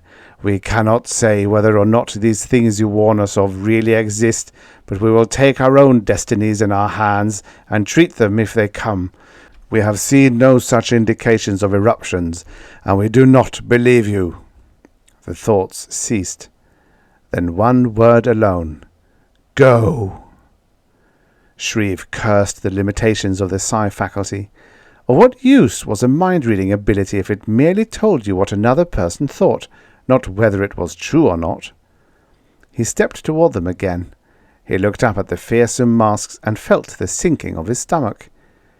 He realized they were a young and headstrong people. Teller had made that clear to him. Their arrogance was the false front of a people frightened by the unknown. But were they so young that they could not realize when they needed help? "Look," he found himself speaking. "You don't seem to understand." The aliens moved back as Shreve approached. They didn't seem to want him near them. "Your planet is a young one. There are internal stresses that are going to rip open your continents. We can set up machines that will redirect these eruptions into the ocean, back into the jungle where it's uninhabited, so your people won't die. We—" "Did you see the blood pits near the great ocean?" Shreve caught the thought, and knew there was more to it than the Diamori had thought at first. The thought was laden with blast furnace hatred and a deadly bitterness. He remembered the planet-circling landing the Wallower had made. He remembered the single body of water, the great ocean, stretching yellow and rippling across a third of Diamor. The picture completed itself in his mind, and he saw the monstrous gouges ripped into the land near the shore of that ocean. Pits of fused crimson soil, bare gaping wounds, nothing but emptiness and dead plants surrounding them for miles. "Those are the ones," the thought came. "Those were the cities of Golamur, Nokrosh, and Hoyt. On the shores of the great ocean we resisted the Khyben when they wanted to drill out our ceremonial grounds for their soils. They said we're radioactive. We would not let them drill, and they sent down death to our cities." Tinged with such emotion, the words were so boldly put, the meaning was all too clear. These people would never reverse their decision. They hated all outsiders. Shreve wondered whether they could be blamed. "But you need our help. You've got to believe me. You can read my thoughts. Can't you see I'm telling the truth?" "We could read the Khyben thoughts too." Silence in their minds for an instant. Then, "Have you seen the blood pits?" Luther Shreve felt as though he were being dragged down into a whirlpool. He didn't know why it was suddenly so important to him that he help the Diamori. There was certainly no sense of brotherhood with the aliens, but he knew, on a level that defied all doubt, that he must save these people, or never feel at peace with himself again.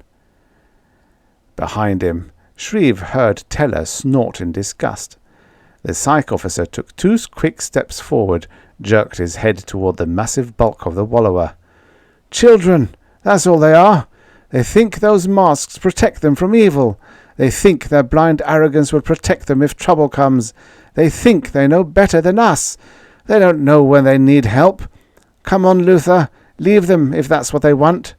He turned to go, his face flushed in anger. Shreve looked back at the aliens. He searched the blank and grotesque masks for some evidence of willingness to reason. There was none. Shreve gritted his teeth in frustration. He wanted to help. He wanted to save them. But they wouldn't let themselves accept his help. The aliens didn't want to be saved. They stood there, tall, impassive, the thought radiating unendingly. "Go, go, go, go, go, go, go, go, go, go, go, go, go, go, go, go." Luther Shreve stepped toward them, anger boiling hot in his brain. "All right, damn you! If you're too stupid or too swollen up with your own importance to realize you need help, we'll help you despite yourselves." "Why do you think the Khyben left Diamor?" Shreve's words stopped before they could be spoken. His fury checked itself. He hadn't considered that. Why had another race, one that could decimate a planet as the blood pits indicated they could, leave when they seemed to be on the verge of getting what they wanted? "We are not defenseless. We can stop you. We will hurt you. Go." Teller's sharp laugh interrupted before Shreve could get an answer out. "Fools! Pompous adolescents! What makes you think your primitive warriors with their bogey masks can harm us? Look!" He stepped toward the alien. The Diamori backed up. Teller stepped quickly, coming into sharp contact with the alien's body. The Diamori leaped back, the short hairs on his body standing straight out. He thought something at his brothers. It was incomprehensible to the Earthman. "That's a stat field, and there are a dozen guns pointed at you from the ship. We'll set up the machines and save you whether you like it or not." He turned away with a low chuckle. adding ruefully, "Though why you want to bother with such a bunch of arrogant children is beyond me, Luther." He walked toward the ship. Casting nervous glances at one another, the aliens leaped to the backs of their mounts, reined in, and turned to leave. Shreve stood and watched them as they loped to the jungle's edge. The ebony giraffe things drew up short, and the leaders reared up as the alien turned to stare at Shreve. "Go, or we will hurt you." In an instant they were gone, melting into the coloured riot of the jungle, the beast's hoofs beating ever more faintly as they moved away. Shreve turned back to the ship. He should have felt no temperature changes within his stat field, yet somehow he had grown chilled in a few seconds. Night had descended quickly, dropping like a sea of ink over Diamore. The robomechs had set out the floodlamps almost to the edges of the jungle, and the wallower was bathed in white light, sharply outlining her plate construction and the clean transparency of the conning bubbles. Paul Jakovsky, Robo-Exec, junior grade, stood behind his control console in the construction bubble, watching the 30-ton robomech carrying its burden. The 16-wheeled robomech rolled off the extended cargo hatch ramp, sinking just a bit into the springy ground of Diamore. Jakovsky grinned at his foresight in spreading a primary hardener over the surface before the big boys went to work. He too fingered a cigarette out of his lapel pocket, stifling a belch. "Damn that cookie," he muttered, "if he doesn't stop putting cayenne in the salad." He stuck the cigarette in his mouth, lipping it irritably for a second. He withdrew it, spitting out a loose bit of tobacco. Satisfied, he inserted it again, began to scratch it alight with his fingertip. He moved a calibrated knob on the board 3 clicks. The lumbering monster outside revolved its head, the huge drilling plate it carried on its flattened magnetized top moving also. "Like an old woman carrying a water urn on her head," he chuckled, puffing the cigarette. The robomech neared phosphorescent markings laid out on the ground, where the fiberglass baseplate should be planted. Stress rectifiers would be magno-clamped to the baseplate, then would begin their search position drilling. It moved to press the release button that would cause the robomech to set its burden down lightly. Paul Jakovsky's teeth suddenly began to ache with terrible intensity. He clutched at his face wildly, burning the palm of his hand on the cigarette. A strangled sob began to form, ended in a gurgling half-scream. His eyes rolled upwards, and a trickle of blood emerged from the corner of his mouth. Stone dead, he fell across the control console, depressing all studs. The 30-ton robomech whirled twice and burst toward the edge of the jungle. It struck the boles of 3 huge intertwined trees with a resounding clang. The baseplate bounced from its head and crashed, shattering, onto a projecting rock spear. The robot struggled for a moment more, driving into the jungle, knocking trees from its path in blind fury. The smell of cordite soaked through the clearing, and a wisp of smoke issued from the service box. An instant later, its chambers fused the baffles, and the robomech exploded with a terrifying burst of heat, impossible light, and the scream of ripping metal. "His brains were fused," Tellers said. The psych officer looked Shreve directly in the eyes, trying to find meaning in the captain's closed expression. Teller's face was unnaturally white, his usually drooping lips thinned to a black line. "The autopsy men were shaking like loose bolts when they reported to me, Luther. They swore they'd never seen anything like it before. It was as if someone had taken that boy's brains in his red-hot hands and moulded them like clay." Shreve's jaw muscles worked in a strange rhythm. His voice was cold and determined. "We are going to get those rectifiers set up. Better stay in your cabin, Carl. I've got to put men on it." When Teller had left, the odd stare he had cast still haunting Shreve, the captain sank onto his couch. He pressed the PA stud and crisped his orders, naming men and leaving no room for argument. He felt the tremors through the soles of his boots as the men began unchocking their mechs. His balled fist found its way into his mouth. He was not aware his hand was bleeding till several minutes after his teeth had pierced the skin. After the 6th death, all of them with their brain pans charred and their grey matter stuck together, Shreve broke down. He threw a blanket over the shaft and sat there swearing.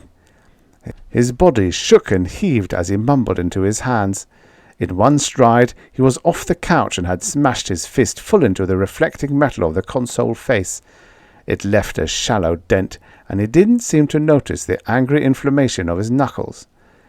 Teller stood across the room, keeping very still, shaking his head slowly, and thinking soft sounds. After a while, Shreve stopped, and collapsed onto the couch, his face red and swollen. "Sorry, Carl," he said. "Why don't you try crying? It's easier on the metabolism," he suggested. Shreve gave a bitter laugh, thin and short. "Last time I cried, I was eating cream cheese and jelly sandwiches and didn't know where little babies come from." Teller didn't smile. He knew Shreve was covering up. He had never seen the man break as he had today, and he knew the knowledge should go no further. "But why? Why?" Shreve pounded his fist into the yielding couch. "We came to help them. Why won't they let us?" "Luther, Luther," Teller soothed him, sitting down beside him on the couch. "Don't you see? They're adolescents. They don't know when to call for help. They have been hurt, and with the single-minded purpose of the immature, they're bound not to let it happen again. You can't blame yourself for what's happened. You had no way of knowing about this power of theirs. Why don't we leave right now? If we lay on all power, we can make the schedule still pretty close." Shreve stood up, flicked on the viewplates. He stared into them a moment, seeing nothing but tangled jungle. He drew up a bit, laid his hands flat on the console. "I've got to talk to them once more, to beg them again." "We warned you," came the cold, hard tones. "The group mind is infinitely stronger than our individual power. Now that you have seen our strength, will you go?" "I've come to beg you once more," Shreve pleaded, looking up at the masked Deamori astride their mounts. He had made certain all outside pickup mics were off. "We only want to help you. Won't you let us redirect the coming eruptions? Please!"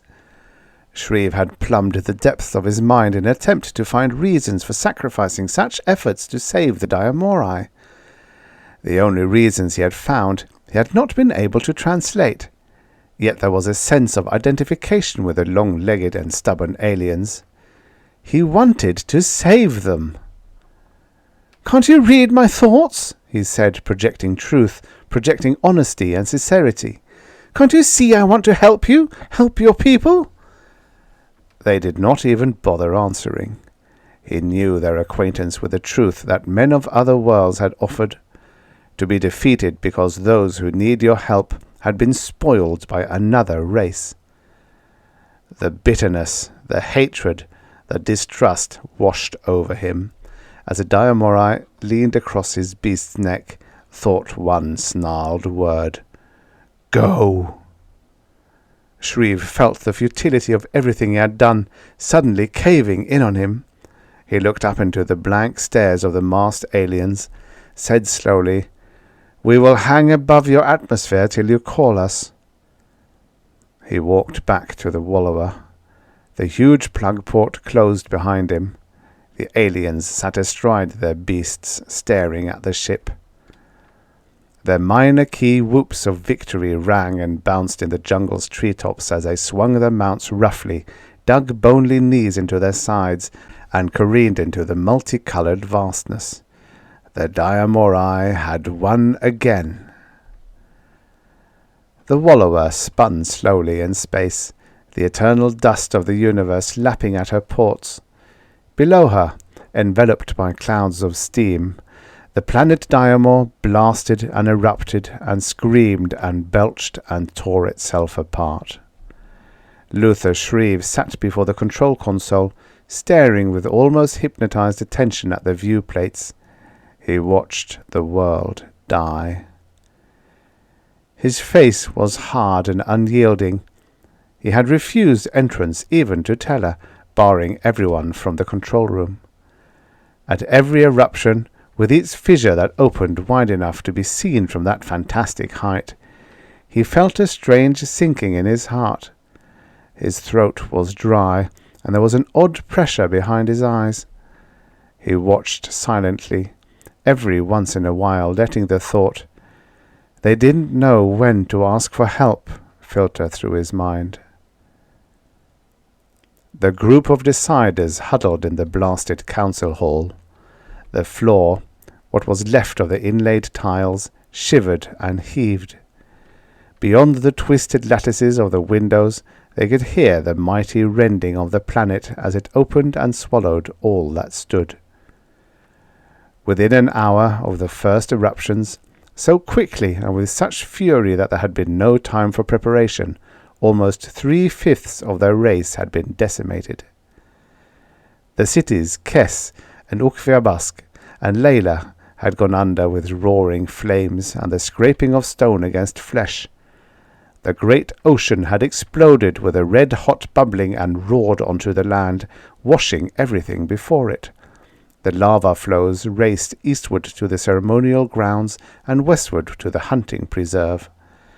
Everywhere the ground opened without warning or reason, and life sank beneath the earth. "Wrong," the group of deciders admitted in their last refuge. "We were wrong. We have been foolish. We have rejected our only salvation. We must prepare the group mind, send our plea for aid into space, speak to the outsiders, ask them to help us."